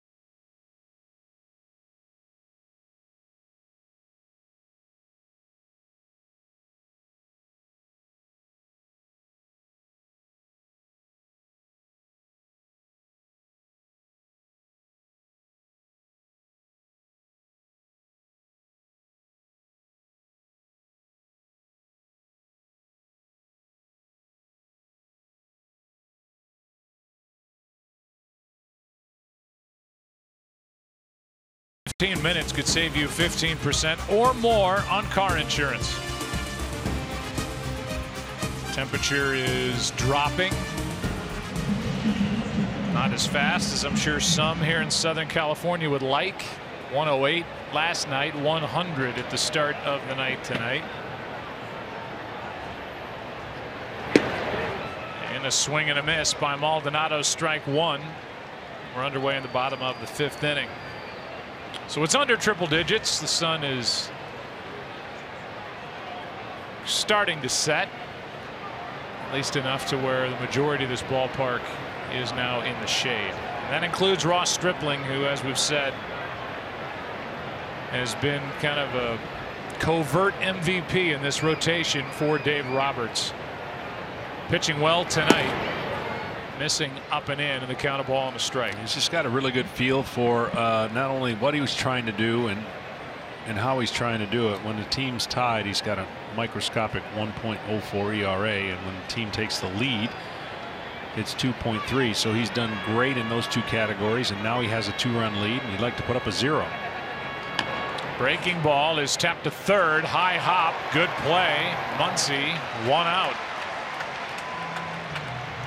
Martin Maldonado now 0 for 2, 1 out in the bottom of the 5th. Tomorrow it's the Camping World All-Star Selection Show on ESPN, as the lineups for both teams will be announced. Then it's the T-Mobile Home Run Derby on ESPN July 16th. All leading up to the can't-miss sports event of the summer, the Major League Baseball All-Star Game, July 17th on a Tuesday night from our nation's capital. At last check, the National League All-Star balloting, you see the names including Nick Markakis of the surprising Atlanta Braves. Ozzie Albies, the second baseman. Here's a breaking ball in for a strike, and Kinsler doesn't agree. And just to give people at home the time to prepare, it's going to be in a National League city, but it's going to be the American League team that's home. No, I can't. I know. I can't wrap my head around that. That's what's going to happen. You're sure? Yeah, I'm positive. It's been in 3 consecutive National League cities now. So the home team will be the American League. What's going to happen? Well, they'll get to bat last. What? Yep, they'll bat last. Well, that doesn't make sense. Does it count this time? It does not count. It does not count. Does not count. You got to prepare them for that. 0-2 pitch is bounced in there because it doesn't quote unquote count. We get to talk to players during the game thanks to Major League Baseball and the Players Association. So last year we talked to Springer and Bryce Harper. Yeah, that was fun. Like being in the cockpit of NASCAR. That's right. Knowing what's going on, what they're thinking. 1 out, nobody on. Now, I hope one day we get a chance to mic a pitcher. Why not? You would have done it. I would have done it. Hey, by the way, Joe, slider down and away coming right here. Will you go ask him? Hey, if there's a guy that'll do it, you know who'll do it. It's Scherzer. He's a little intense, isn't he? He is, but in a good way. Might be a little unnerving with the grunting and everything being mic'd up. You don't even need a mic on him. You hear it from the whatever the mic is. It's behind home plate. Yeah. You know who's wearing a mic tonight other than you and me and Kenny Rosenthal? Mr. Roberts. Dave Roberts, the manager of the Los Angeles Dodgers, all night long. He hasn't, by the way, has not sung all night long yet, but that might be in the offing. He's been singing tonight. Taylor, 2 out. Let's listen in. My favorite player of all time, Chase Utley. I'm mic'd up. Oh man, don't lie to everyone. I do what it takes. This is music. This is good music right here. Stevie Wonder. Stevie. Very superstitious. Writings on the wall. He's been great. He's been great. I think he is really settled into this role. As I said, you know, he's got a lot of pressure from above. He's got pressure being in a big market. He's handled it all so well as Cole Calhoun takes a ball. And when you and I saw him that day in San Francisco when he was just getting underway as the Dodgers manager, somewhere in the back of my mind I was thinking, I'm Mr. Positive. At some point this is going to change. This is not going to last. And I'm telling you, he's the same guy today that he was when we walked into his office when he was just starting with the Dodgers. He's just a breath of fresh air. And I asked him kind of a question similar to kind of take it all in from the day he started to where he is to the tough 7th game and all that comes with the job. Has he really gotten used to it? Has he altered or changed at all? And he said, no, I've learned not to, you know, chase my tail on a bad loss or get carried away. Guys are accountable, but he has had that influence in that locker room. And you know what? That's a big part of today's game. I know it has changed. We have more information and there's more answers, but his ability to communicate and make people feel like this 162 games is hard. And to impact those around him, he has done a great job in this market. Well, the Dodgers have won 5 straight divisional titles. And Roberts has won the last 2. Don Mattingly before him. And with regard to the Dodgers and their tremendous history, managers with consecutive first place finishes, there's Dave Roberts, there's Mattingly 3 in a row, Joe Torre in 08-09, Tommy Lasorda 77-78, Walter Alston, I'd say he had a nice run as well. Yeah. Rich with history, but now a lot of pressure to get that World Series back in LA. Dave Roberts, because they won the division and because they went on to represent the National League in last year's World Series, losing in 7 to the Astros, he will be managing the National League side at the All-Star game on July 17th, a week from this coming Tuesday. Maybe he will wear a mic that night. Maybe he will sing along to whatever they play in the stadium in DC. One thing we know for sure, he's a good manager. Another thing we know, he can't sing. Another thing we know, he's happy with Ross Stripling.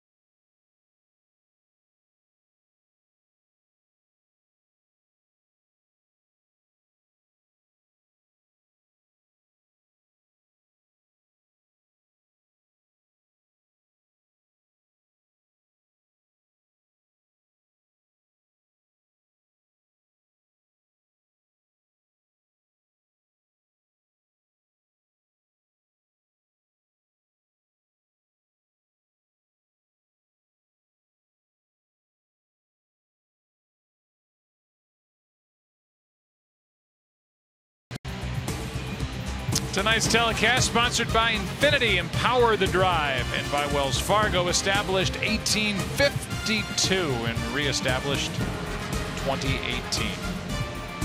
MLB.TV is now available at a lower price for $82. Watch every out-of-market regular season game live or on demand. Your subscription includes MLB At Bat Premium, allowing you to watch live baseball on your favorite supported devices. Blackout and other restrictions apply. Visit MLB.TV to take advantage of this special offer. Here's Matt Kemp, 0 for 1. Strike one. Matt Kemp recently 8 for 8. Couple games span. His last 7 days has been on fire. See the numbers on the year.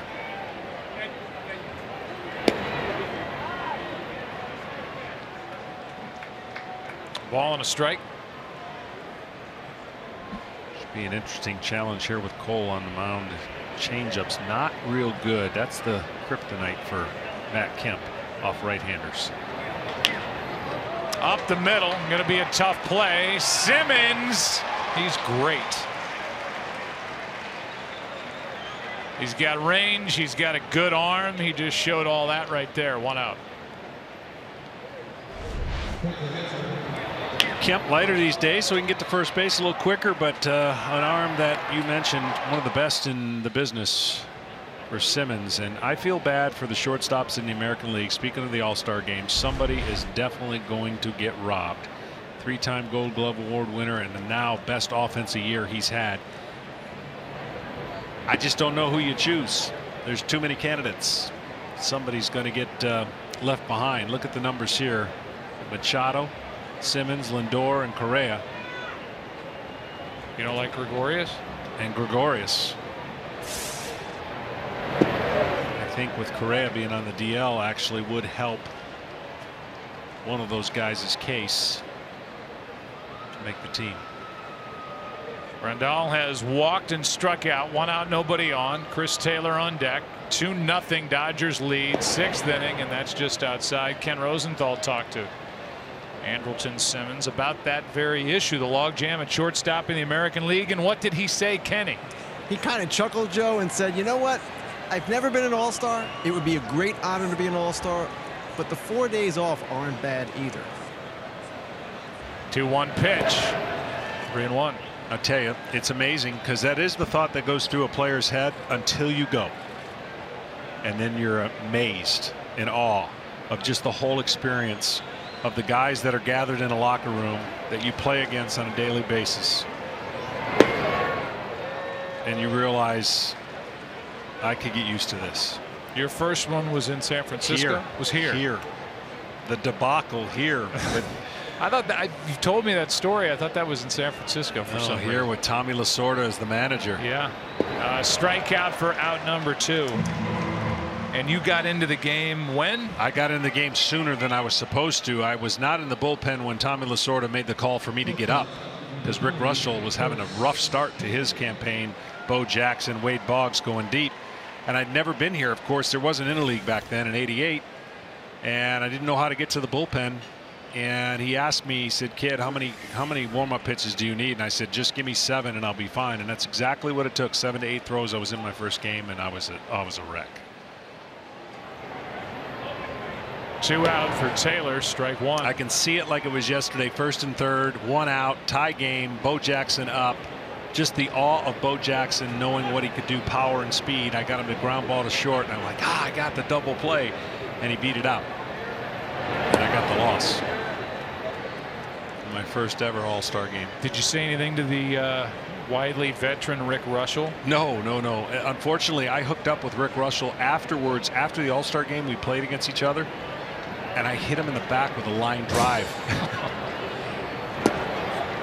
And strike 2. I just knew I was going to wear one. I felt so bad. I apologized like 5 times when I got to first base, but his revenge was he beat me 1-0 or something like that for the game. But watching him, and what an unbelievable athlete. Didn't look like it with his size, but here's a 1-2. 2-2. Just to tell you how long ago that was. In '89. Drawing a blank on who replaced Johnny Carson. Jay Leno. Jay Leno was an upstart comedian. He was He was showing up on Letterman doing, hey Jay, what's your beef? Here's my beef. They need guys to get on in front of Trout.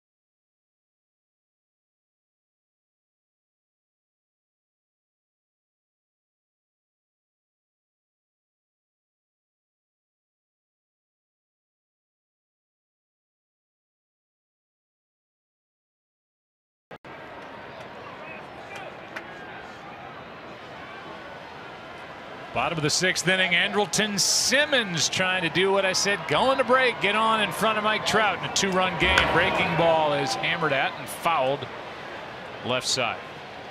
Simmons has been hit by a pitch. He's lined out. Stripling has 15 outs under his belt. Almost half of them have come via the strikeout. His strikeout to walk ratio just speaks about his command and the ability to put the ball where he wants. Coming in, it's been an incredible rate, almost 10-1, if not better, as a starter.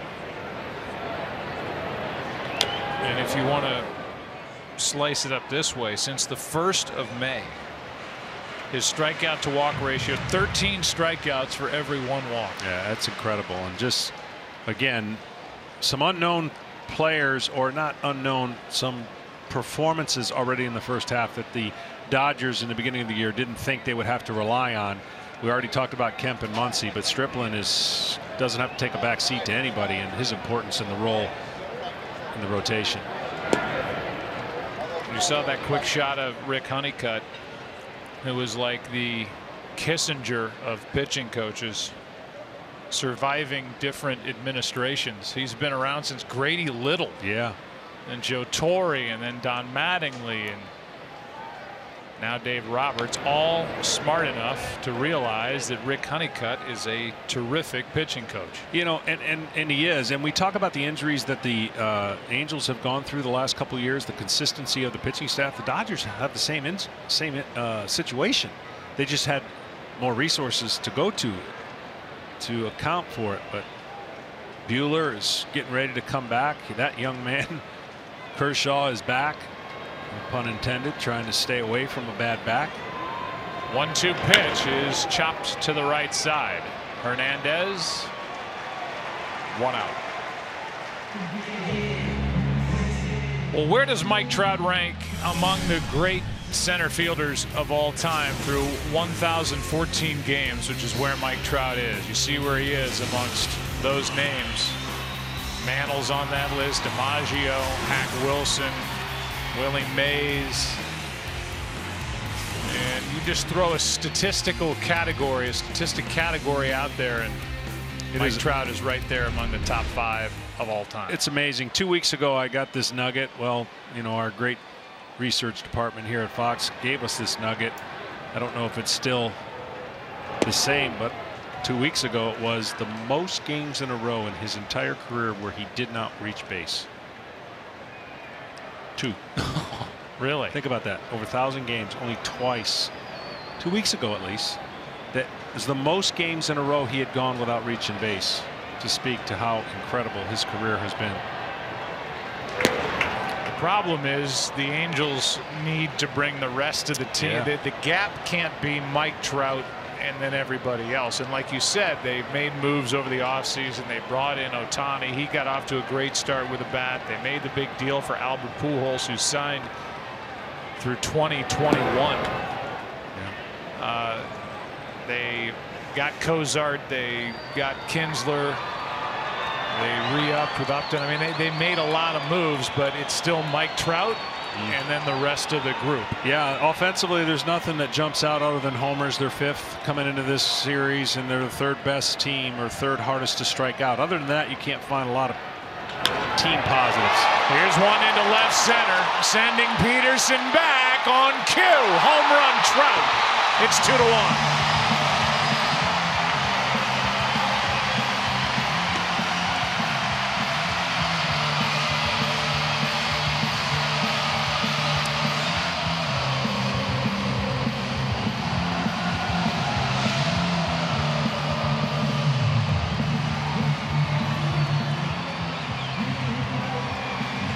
Number 25 on the year and RBI number 50. 3 for 3 tonight.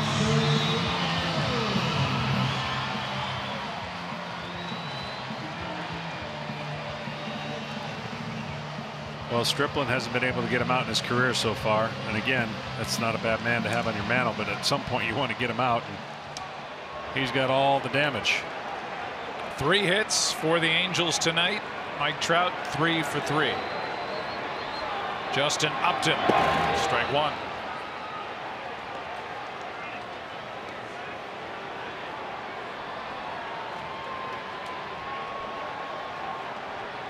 Upton has reached on an error and fly to right. A 1 pitch from Stripling. High and tight.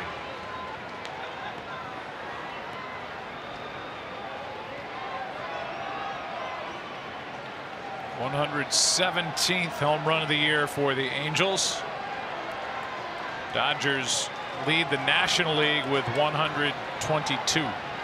That's off the plate, high in the air. Muncy, good play, 2 out. Let's go back to the home run by Trout.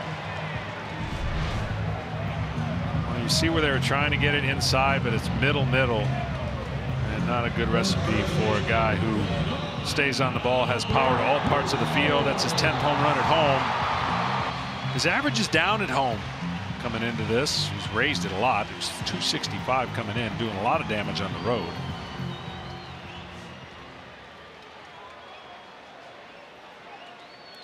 He's a tank. He is. I feel like every time I see him, he's just a little bit bigger than the last time. It's amazing. He is massive. Fills up a doorway. That's ball 1 down to Albert Pujols, who's lined out and struck out. He owns Stripling, and he is 8 for 8 the last 2 games on Baseball Night in America that at least we've had along the way. That is inside, 2-0. Troy Aikman is watching this game from his palace in Dallas. And even he would be impressed by the size of Mike Trout.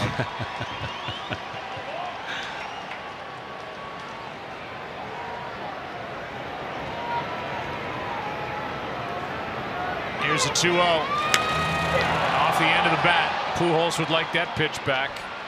Peterson has it. Let's go to the 7th inning in Anaheim. Here it is, Trout. Baseball just keeps on going. 2-1. Dodgers on top. Final third of the game coming up.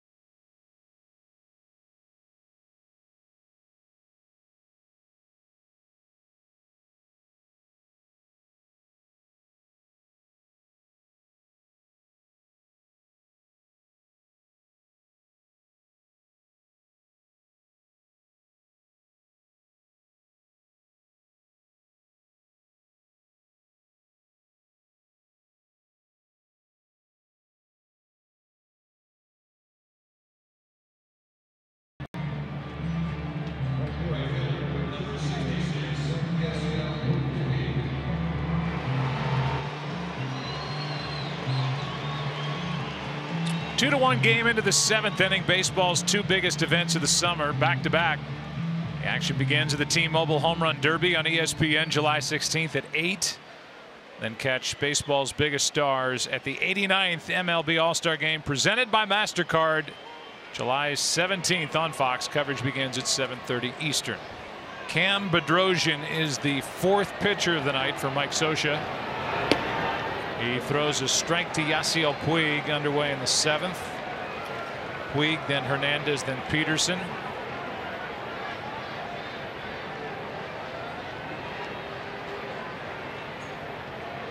And it appears the night is finished for the Dodgers starter Ross Stripling. And if that's the case, again, solid through 6, no walks, 7 strikeouts, 1 run on 3 hits, and all 3 hits belong to Trout. Yeah.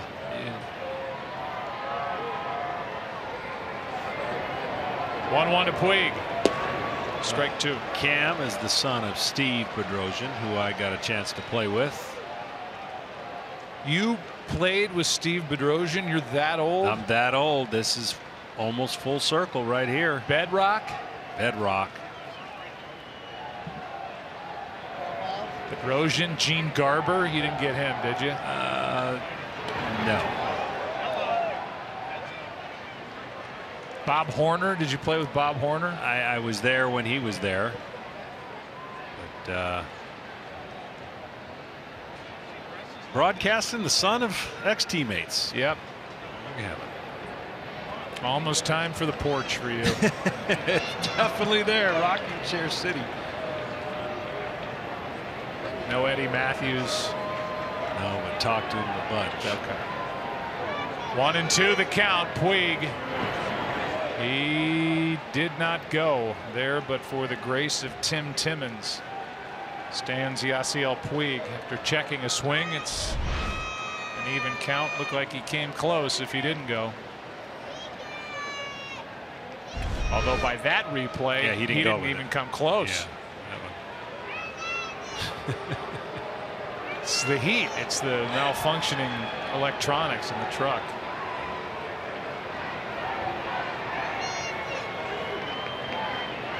2-2 pitch. He went that time. How about some more from Dave Roberts from the dugout? Sounds of the game. Ross, that's good. Great job, babe. Yep, great job, man. Great job.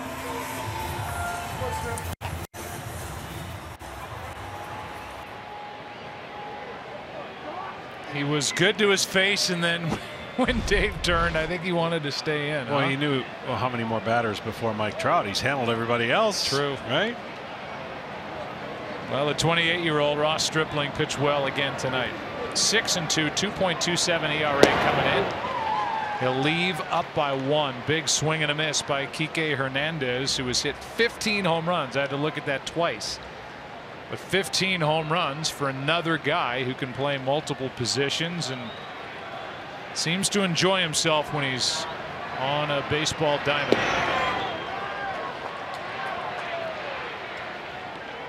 One ball, one strike. Well, he definitely likes the fastball as far as power numbers against right-handed pitchers. He's looking to launch that fastball. 7 of them coming into here off the four-seamer.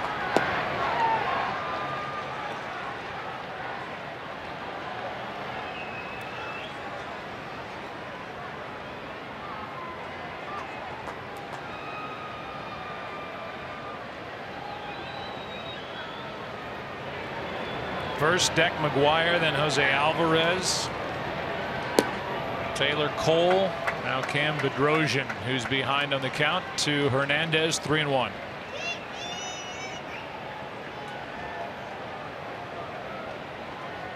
"11 times the Dodgers have struck out tonight.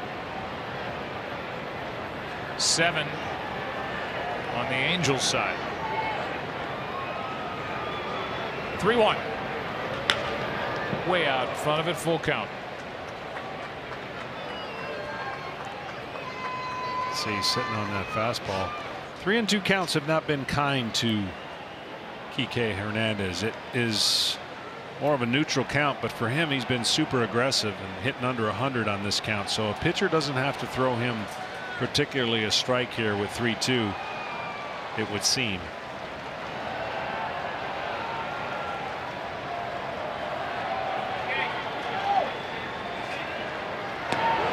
Close, a 1-out walk. Time for Flipping the Switch, sponsored by Boost Mobile. Stripling threw 90 pitches in this game and was lights out against everyone not named Mike Trout. Yeah, he did a great job with the up and down pitch of that curveball. It's a knuckle curveball, and pitches in the top of the zone with his fastball, both sides of the plate.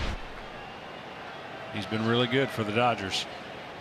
He will be a weapon for Dave Roberts if and when he slides down into that bullpen. Yeah, he can use him for multiple innings, bridge the gap. They really miss Brandon Morrow, who was so good for them during the regular season, and I would say in his defense, and he pitched well at times during the World Series, pitched in every game. Oh. He just had to be on fumes. He by absolutely the end. was, and you know, you can appreciate his guts, and as much as they tried to stay away from him one of those games, they went right back to him, and he did not have the kind of stuff he needed. Now closing games for the Cubs as Peterson fouls it back. 1 ball, 1 strike on Jock, who's 0 for 2. Dropped down a sacrifice bunt in the 5th inning that eventually led to a 2-out 2-run single by Turner.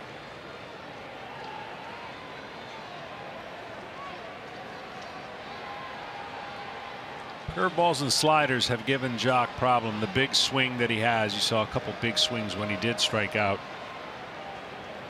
a couple times. That might carry into the corner, back on the track, just in front of the wall. Upton hauls it in.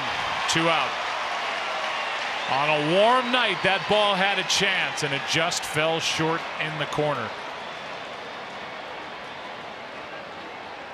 It'll bring in Max Muncy with 1 on, 2 out here in the 7th.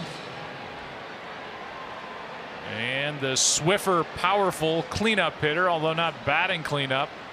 We certainly could, but he's in that number 2 spot in the lineup. And since the 1st of June, the average over 300, the home runs, all those yellow numbers, his on base percentage, slugging percentage, number 1 in the National League.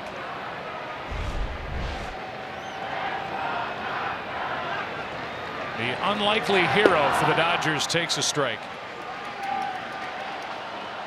Parts of 6 seasons with the A's and enough at bats and enough time in the big leagues in 2015 with Oakland where he does not count as a rookie.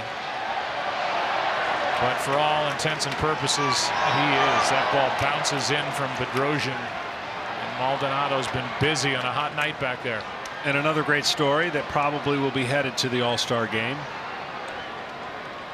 Great one in Atlanta with Nick Markakis as he gets up there in years and gets rewarded to go to the All-Star game. Lefty and a righty getting loose. The Angels in the bottom of this 7th will have Ohtani, Valbuena, Maldonado. Muncy has hit 20 home runs. The pitch from Bedrosian, strike 2.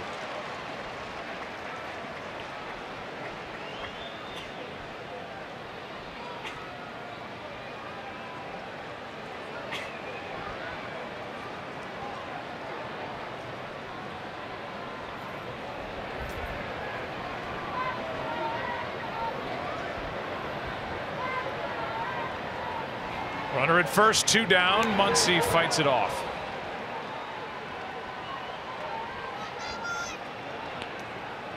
Well, with all that's going on in baseball, we're probably going to have a record number of teams that win 100 and a record number of teams that lose 100. But there's a rivalry renewed in the Red Sox Yankees that is back. And there's some great divisional races that will take us most of the year, and to see who makes which move to improve their chances. So coming into the All-Star break, there's still enough good unknown factor, especially in the National League. Got him on the outside corner. Muncy didn't agree. Strikes out to end the top of the 7th. Shaking his head all the way to the 7th inning stretch. Angels will bat down 1.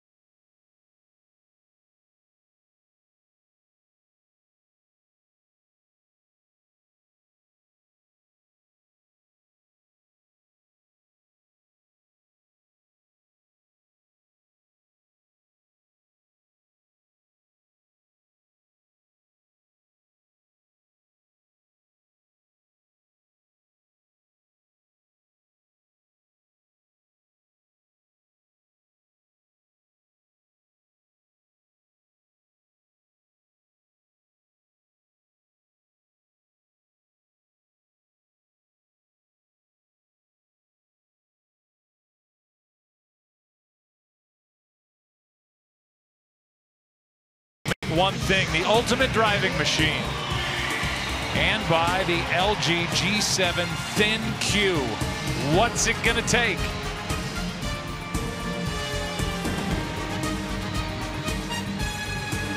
Bottom of the 7th rolls in, and so does Shohei Ohtani, and a new pitcher for the Dodgers, Edward Paredes. Good stuff. A little high ERA. Dodgers looking to try and bridge the gap. They got to get back to Jansen, who last night in a 9th inning situation against this man at the plate had 2 strikes on him. For all intents and purposes, the game looked well in hand. A walk, a stolen base, an error, and a hit, and another error. And the Angels came back from this very score of 2-1. Ohtani takes a ball. Part of what unfolded with Kenley Jansen in the 9th was him not backing up, and that cost him as well. Ohtani, that's the 3rd time he's tried to push one to the left side of the infield and get on any way he can. 1 ball, 1 strike. Yeah, he has not had success against left-handers so far in the season, and you could think with his speed, if he could just put it anywhere on the grass, he'll beat any kind of play that the shift has been put on him. But instead of drag button, you just need to sacrifice bunt. Checks his swing on that pitch away.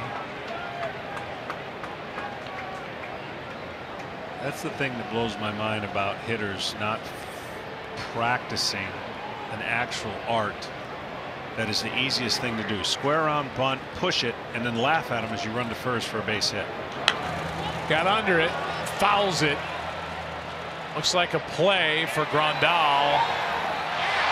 That was not easy. That was straight up in the air, high sky, and Grandal found it. 1 out. Catch the FIFA World Cup semifinals on Fox as France takes on Belgium. Coverage begins Tuesday at 1 Eastern on Fox. Or stream it live on the Fox Sports app. 1 and done for Paredes. Saw Eric Goodell up earlier. Paredes did his job. Valbuena coming up for the Angels.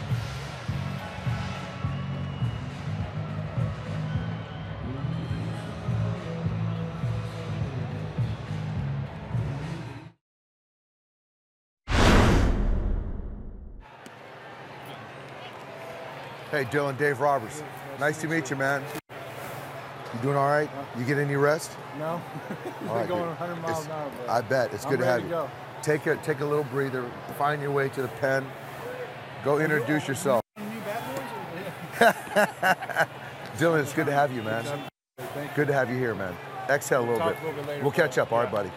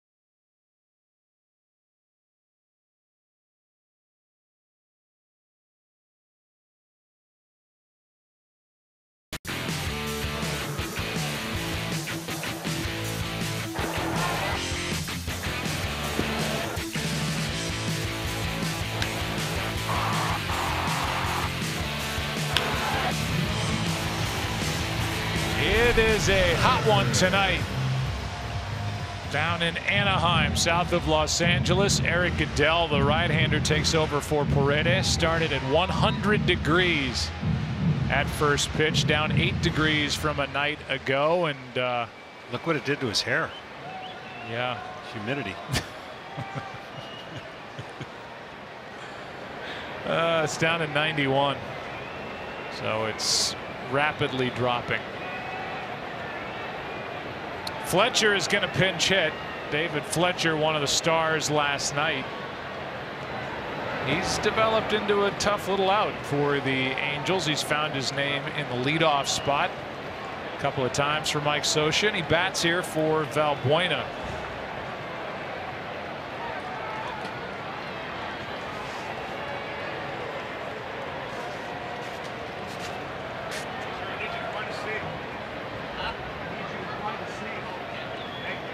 David Fletcher with one out, nobody on. Pops it up. Over toward the line is Kemp. 2 out. Chris Myers has a game break.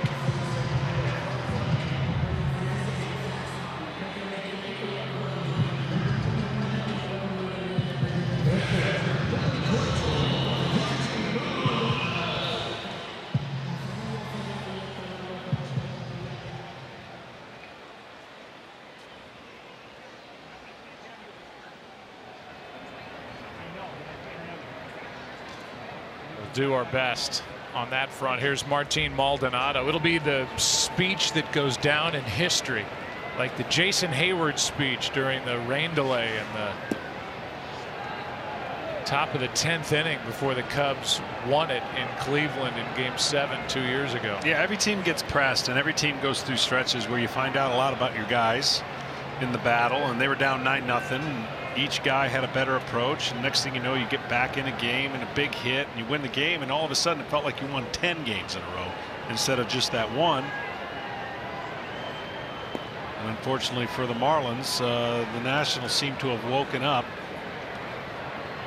with some big innings. A 7-run inning today to kind of pole vault them with Max on the mound, and they're looking for a 4-game sweep now going into tomorrow.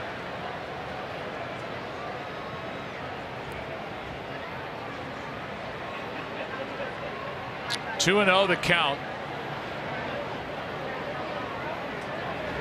What does Dave Roberts think of his right-hander's hair?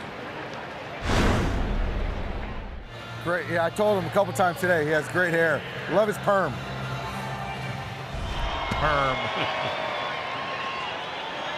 Perm. That was a fad in baseball for a while. Remember when those guys all kind of rolled in with a perm? The late great Gary Carter. That's right.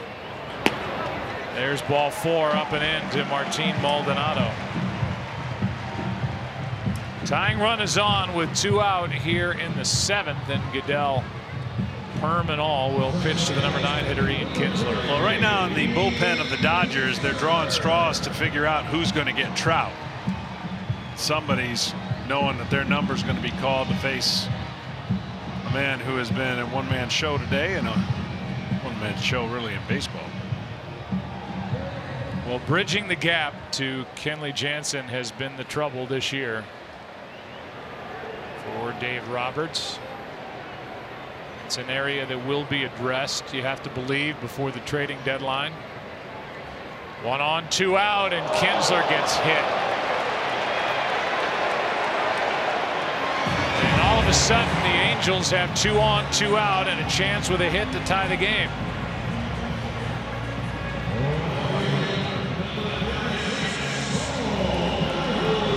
It's a bullpen that right now is without Pedro Baez, Tony Cingrani, and Josh Fields. Cingrani and Fields with shoulder inflammation. Biceps tendonitis for Baez. They're all in their own way working their way back, but not available. And here is Rick Honeycutt to talk to Goodell with Cole Calhoun 0 for 3, about to dig in. That's why the return of Buehler has a double effect in the rotation. If he can get back in the rotation with that 98, 99 mile an hour fastball, that probably puts Stripling into the bullpen, or at some point in the bullpen to bridge some gaps to be a valuable unit down there. But I anticipate, as we talked about, the Dodgers will go out and make a move and add to the strength by getting some pieces down there. Well, Calhoun has struck out twice, grounded out. That was against Stripling. He's in line for the win if the Dodger bullpen can hang on. We're in the 7th. 2 on, 2 out. Calhoun. I don't know if he sits on pitches, but he should be sitting on a breaking ball. Just hold it back and let that one go by, because I think he's going to get breaking balls. He's shown that he is swinging over the top of them.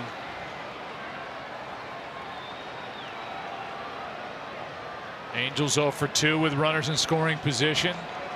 Calhoun is standing in there with a 172 average, but much better since coming back off the DL.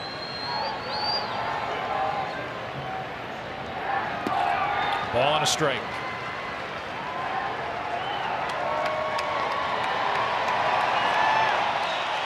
Big crowd on hand, over 40,000 in the ballpark tonight.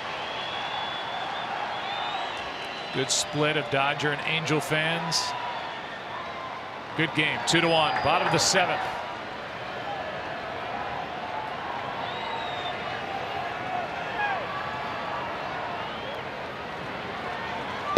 Strike 2.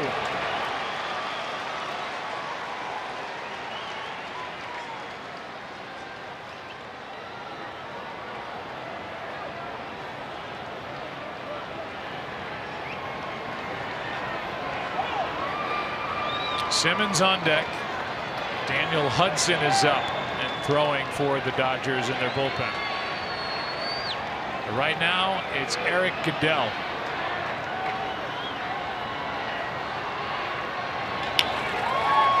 That's Bellinger, and Goodell and Paredes get through a scoreless 7th. 8th inning now. Dodgers will bat up by 1.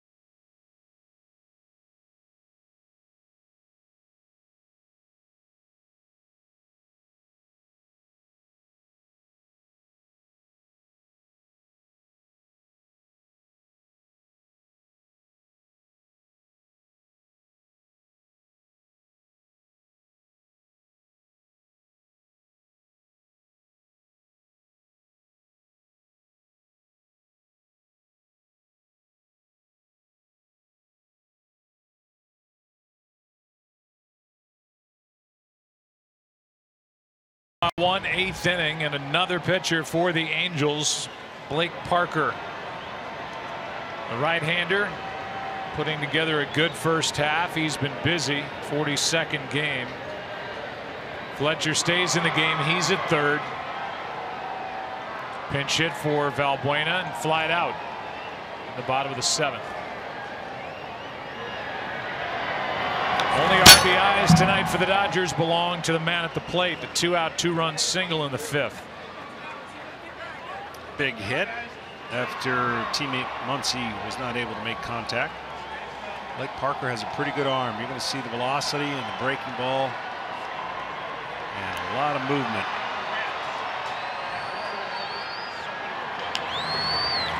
Fletcher, the ball finds him right away, slings it across, 1 out. Who's busier than Chris Myers? Nobody. That's the answer. He has a game break.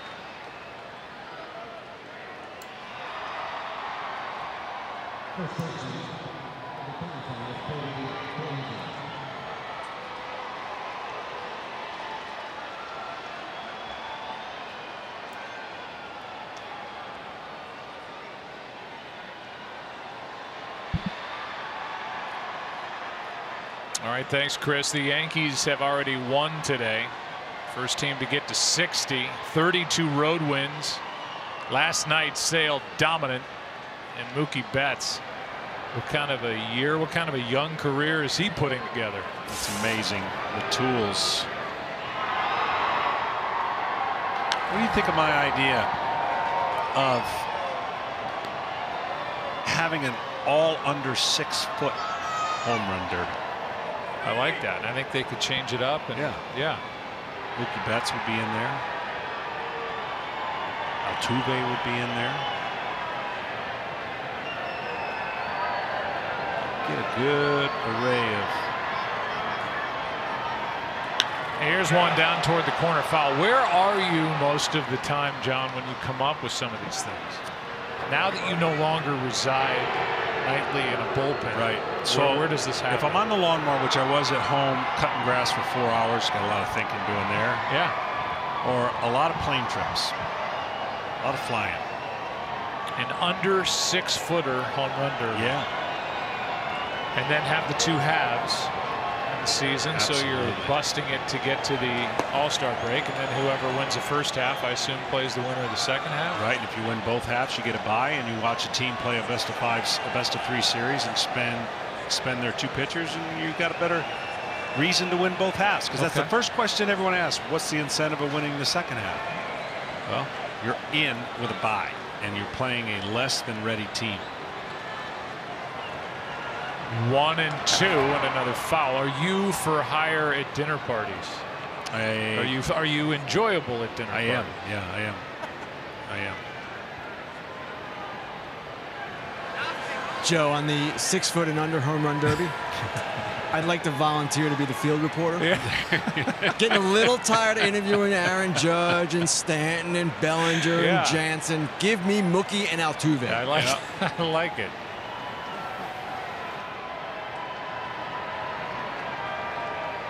Cody Bellinger waits for another 1-2. Just up and away.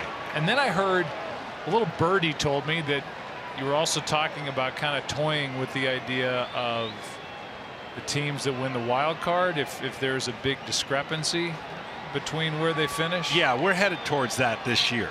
We're headed towards a major issue if trends continue and Boston and Red Sox and the New York Yankees both win over 100. One of them is going to be a wild card winner. One of them is going to have about a 10 to 12 game lead over the next wild card team, which at this point, let's just say it's Seattle. Well, 1 game for a team that wins 103 games and loses that 1 game playoff, you're going to hear about it. And there's going to be a lot of people wanting to come to change the environment of the current wild card game. One way you could do it, I think they have this format in Japan, is if the team that is playing in the one wild card has a 5-game lead or more, that team that is down has to beat you twice.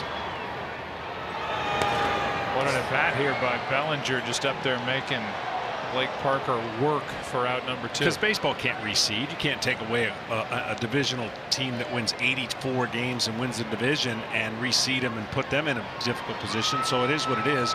When the wild card came in, you were already in and you had to play a series.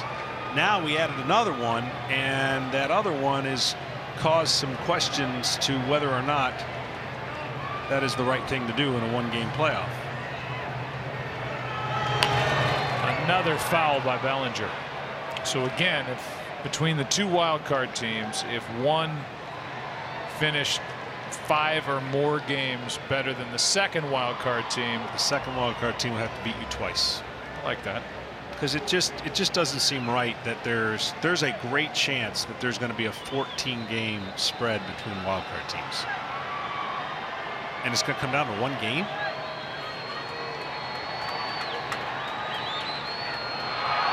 Parker is ready with another offering, a 2-2 pitch with 1 out here in the 8th.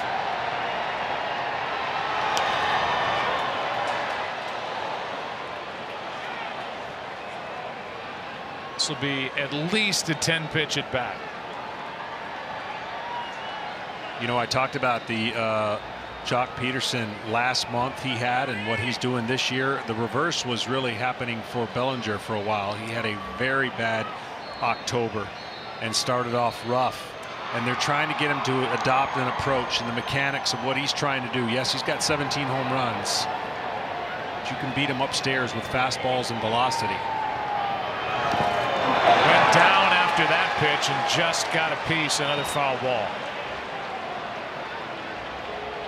Yeah, it was a rough ending to the postseason for Cody Bellinger last year. He looked lost. They were exposing him, and it was a great staff that was exposing him in the Astros.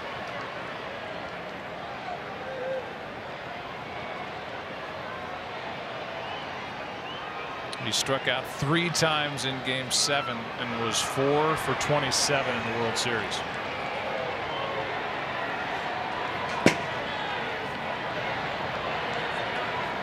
At the end of a good year, and since he came up on April 25th of last season, he's #1 in the National League with his 56 home runs. Power numbers are unreal. Off the end of the bat, falling in a hurry, out is Kinsler, 2 down. And Bellinger did all he could up there except get a hit. And that's the other subject that we'll be talking about more and more in baseball is the shift and whether it gets banned or altered to where you have to have infielders on the dirt and not in the outfield.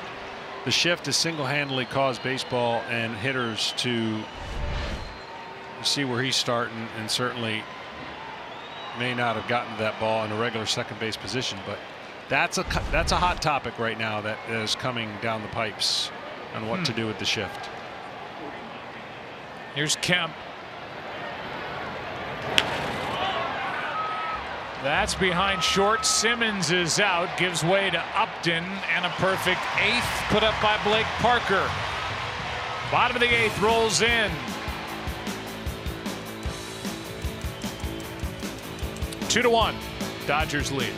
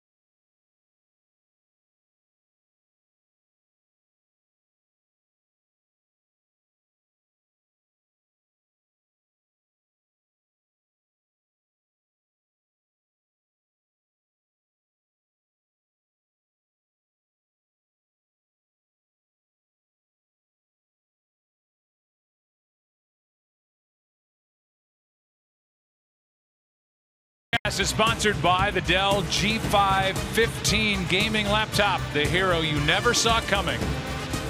And by Corona Extra, find your beach.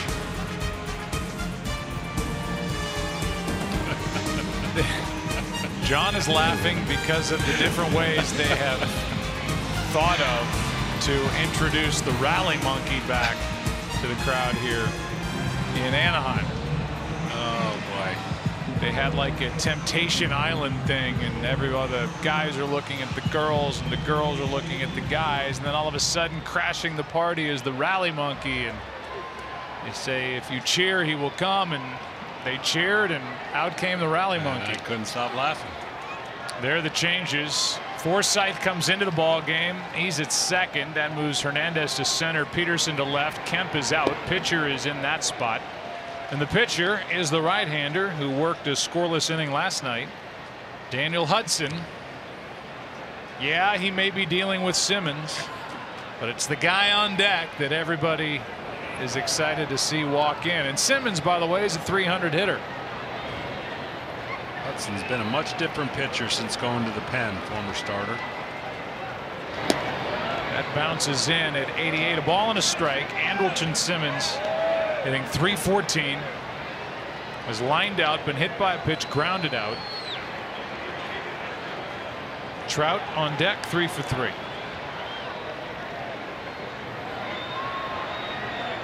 And again, Kemp is out. That's where the Dodger pitcher spot is right now, which is 5th. 9 spots away. 1-1. Hard hit, but right at Peterson. It's funny. First, the Angels fans got excited with how hard that ball was hit, and then the Dodger fans got excited when it was caught. Time for the Gatorade proven performance, and he proves it night in, night out. Mike Trout, 3 for 3 with a home run his last time up. Yeah.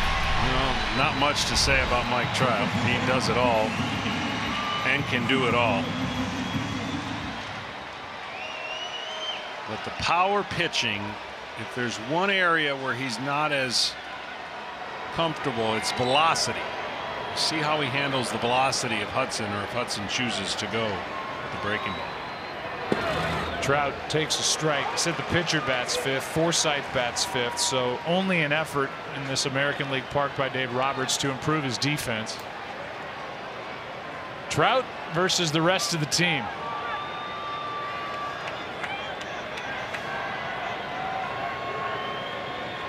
Oh, 1 pitch from Hudson.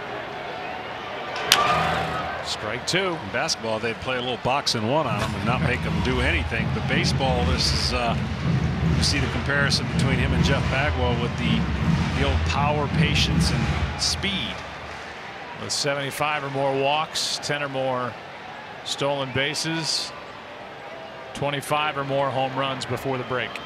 The Hall of Famer Bagwell, the future Hall of Famer Trout, who broke his bat.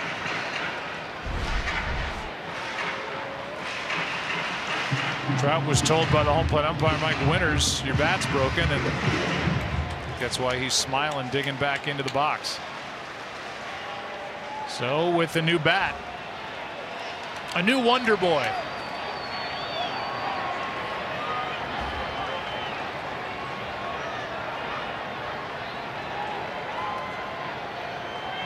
The 0-2 from Hudson, not close.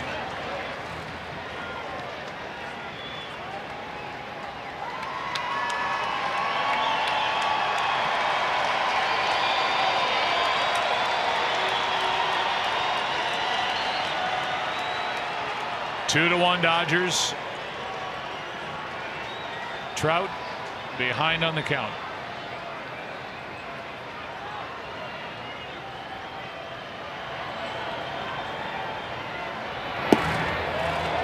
Good pitch. Trout laid off, just down and away. 2-2. Surprised with 2 strikes on Trout why they did not try to elevate the fastball up with velocity. They've tried to pick the corner twice now with breaking balls. I would assume he could make you timid out on the mound. There's a high fastball at 97. 0-2 would have been more effective after throwing 2 fastballs. Now he got his eyes set away low, and he goes up with a high fastball, and all he does is bring in a full count now. I thought 0-2 would have been the high fastball. I would think now 3-2 he's got to go slider based on the way he's been pitching.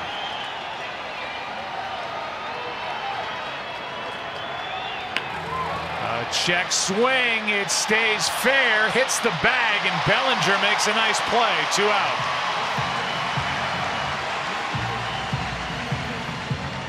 They went fastball inside, and that check swing almost got a little hairy for Mr. Bellinger. That's why you can never assume when it hits the bag it makes a little veer away, but the arm, the width of Bellinger gets to the ball. And being left-handed. Yeah. If he's right-handed, I'm not so sure he gets to that ball. But he's left-handed, so he did. It's just next level stuff right there. That is. Here's Upton with 2 out, nobody on. He has hit 17 home runs. Hudson worked well last night. Pitched a scoreless 8th, trying to do the same tonight.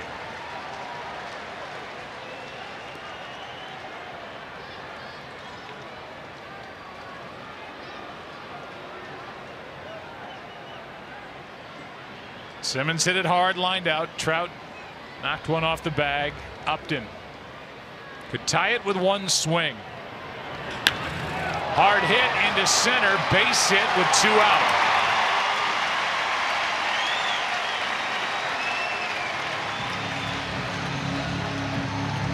Dave Roberts with that pops out of the dugout. He's going back to the bullpen.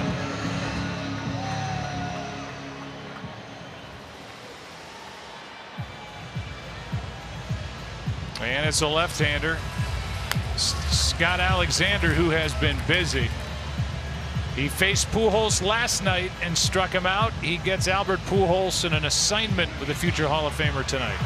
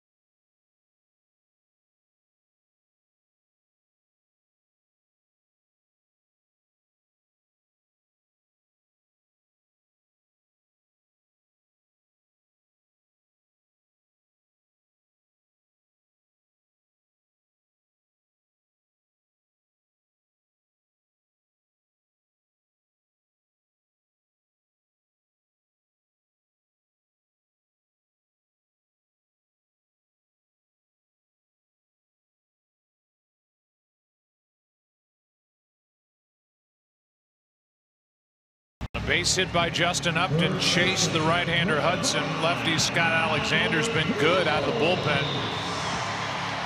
He too has been busy. Worked last night, talked to Dave Roberts before this game and said, was he up meaning available tonight. He said, well, one of the next 2 games he'll have off. I can't say he's not going to pitch tonight, and here he is in the 8th facing Pujols. Yeah, he's been really good, and you would never see this in years past, bring a left-hander in to face Pujols. He has struggled this year against left-handers for whatever reason, and that's the move that Dave Roberts is going to again. Drills the outside corner at 93. As I mentioned going to break, he struck out Pujols last night. The reason why a left-hander is brought in, hitting under 150, is Pujols with 2 of his 12 home runs. Left side, long throw, and well executed by the shortstop Taylor. Good work by Alexander. 9th inning now. Dodgers bat up 1.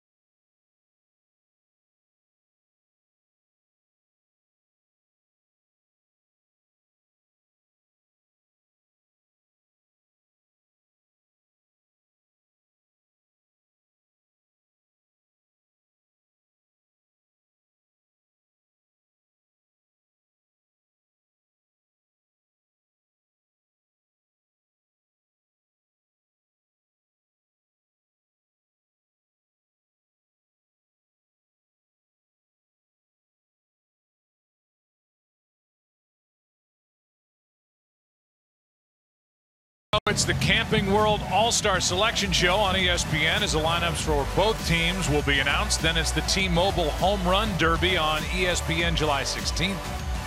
All leading up to the can't-miss event of the summer, the Major League Baseball All-Star Game, July 17th, a week from Tuesday, right here on Fox. Noé Ramirez is into the game. McGuire, Alvarez, Cole, Bedrosian, Parker, Ramirez. And Yasmani Grandal takes a ball. You can see the funky arm action. Tougher on right-handers, of course, with that slingshot.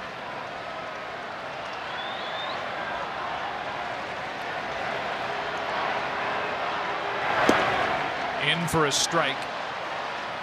Dodgers leading 2-1. In the bottom of this 9th, it'll be Ohtani, Fletcher, Maldonado. And those first 2 guys, with Kenley Jansen getting loose, a big part of the comeback win against Jansen last night for the Angels. Strike 2.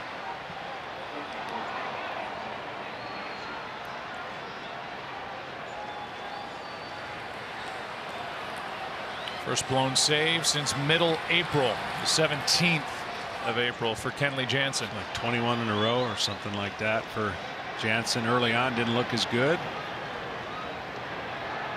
1-2 pitch here. Grandal just got a piece.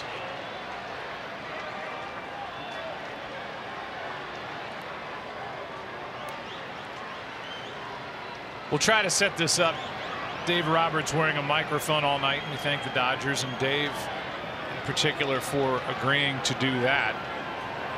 Pat Venditti was just called up as the Dodgers disabled right-hander Yimi Garcia with a forearm injury. And Dylan Floro also added, former Cincinnati Reds reliever and a guy who had been in the Dodger organization in the past.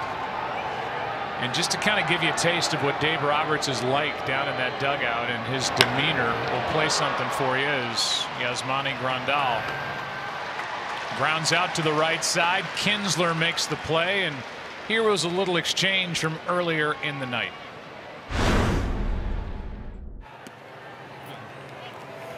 Hey, Dylan, Dave Roberts. Nice to meet you, man. You doing all right? You get any rest? No. All right, going 100 miles an hour. I bet. It's good to have you. Go. Take a little breather. Find your way to the pen. Go introduce yourself. Dylan, it's good to have you, man. Good to have you here, man. Exhale a little bit. We'll catch up. All right, buddy. It's a nice little moment for Floro, who was just added, and that was Turner Ward, the hitting coach, saying, you're the new bat boy out here. But that's the kind of stuff you expect in the dugout, but a nice peek into the demeanor of manager Dave Roberts. 0-1, the count on Taylor. 0-2 from Ramirez. I'm assuming he came from Albuquerque. I would guess that deal is a couple of days old. Yeah. Unlike the Mets, AAA, Vegas. Hey, we need you here. When can you get here? About 6 hours, 7 hours. There's a tailing fastball for strike 3, and Taylor is down, 2 out. It could either be Dylan showing up after the deal was done a couple of days later, or did he run through AAA? Either way, he got here mid-game and had to introduce himself, and now he's made his way out to the bullpen. One of many moves that we believe will happen for this Dodgers pen over the next month or so. Here's Puig, 2 out, nobody on. Puig 1 for 3. It was a big hit. Strike 1. He singled to start the 5th. And then after a walk to Kike Hernandez, a bunt by Peterson, Muncy struck out, and a 2-out 2-run single to right by Justin Turner for the only Dodger runs of the evening. So far it's enough, as Noe didn't go all the way down after that pitch, but came close. Puig into center, back at the wall, it is gone. 3-1 Dodgers on Puig's 10th of the year.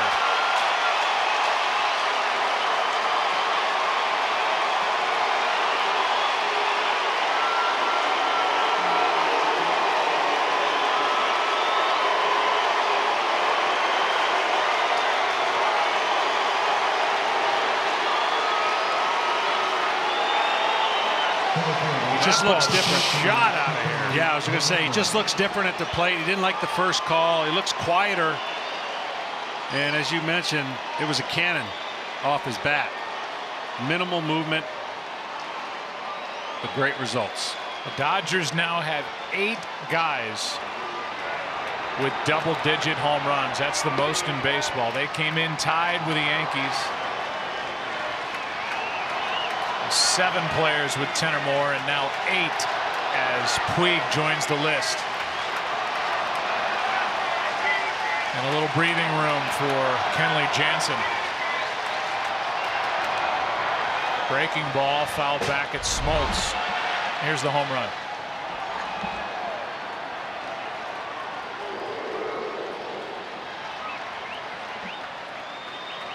Pitcher knew as soon as he threw it, painted away and covered the middle of the plate. And a visit with Turner Ward.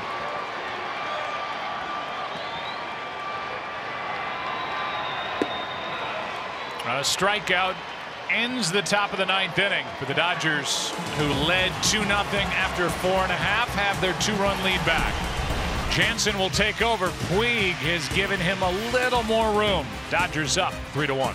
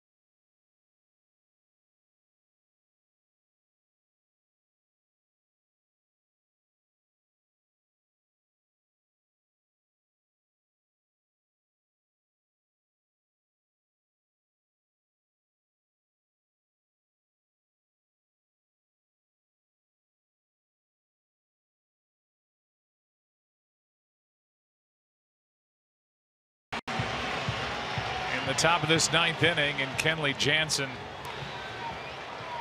will take over. First 12 appearances, not so good. Last 26, very good.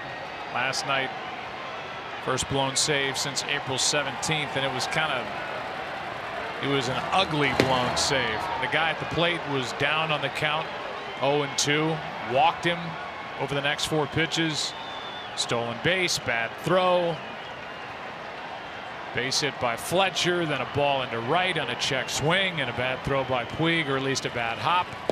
And the Angels won the ball game with 2 in the 9th. That's a strike, 1-1. Yeah, well, what that extra run also did is takes away the sting of a stolen base. That's the one thing that Jansen has trouble doing, is holding the running game. He has a variety of different deliveries with nobody on, quick pitch, high leg kick, pause. But with a runner on, he can't do all that stuff. So that's where he'll feel a little bit better if there were a Angel player to get on base.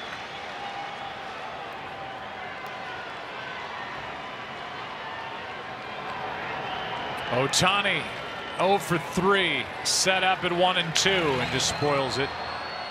There were some mental miscues that really bothered Dave Roberts in that 9th inning last night. Part of it was Kenley Jansen not backing up, which led to the winning run scoring on that throw that hopped away from the catcher Grandal from Puig. As Ohtani fouls it, and that hurt. And he said, in the past, I would probably have to talk to Kenley Jansen.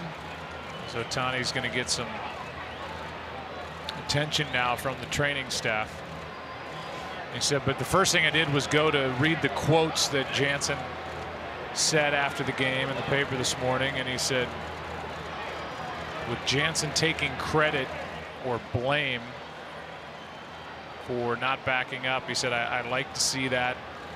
He said, eventually I'll talk to him about it. And then as we were sitting there with Dave Roberts, knocking on the door was Kenley Jansen. Yeah.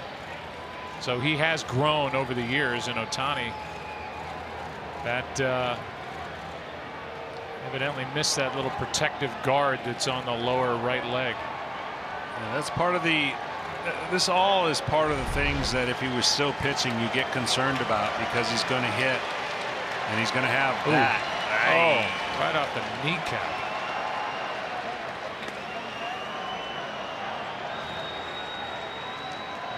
Oof.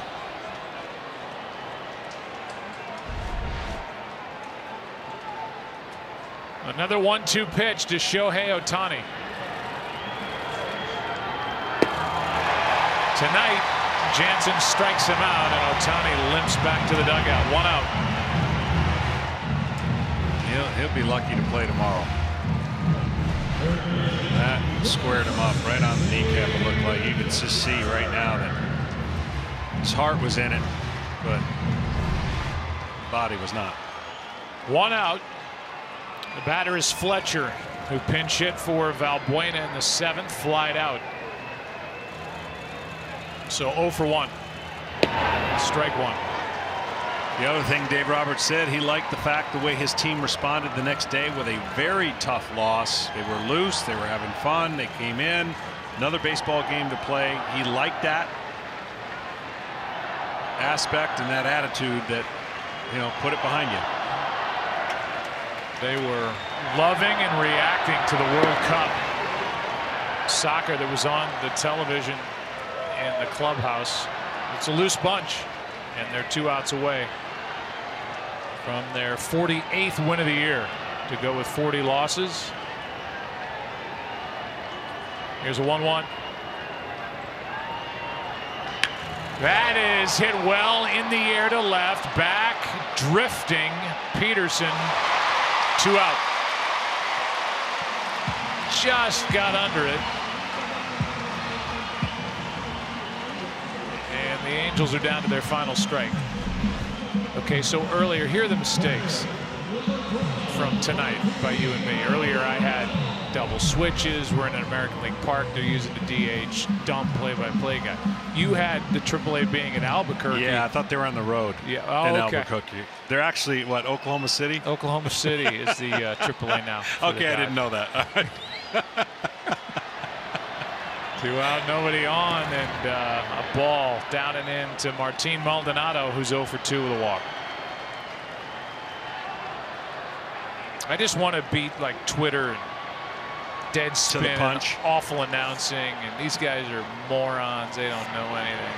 I'd just rather just get it out there now. That's why I never look at it. I don't have any of that stuff. Yeah, I lied. There's a strike. I look less and less. Stripling is in line for the win. He's done nothing but pitch great baseball for the Dodgers this season. If he gets it, he'll go to 7-2. His ERA is under 3. Cole will get the loss, and Jansen is 2 strikes away, or 1 out away from his 24th save. Now 1 strike away.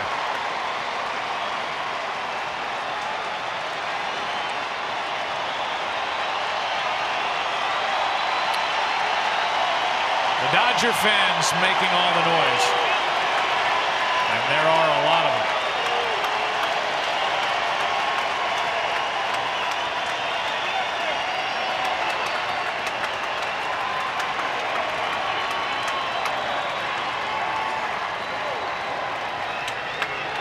Dodgers win it 3-1.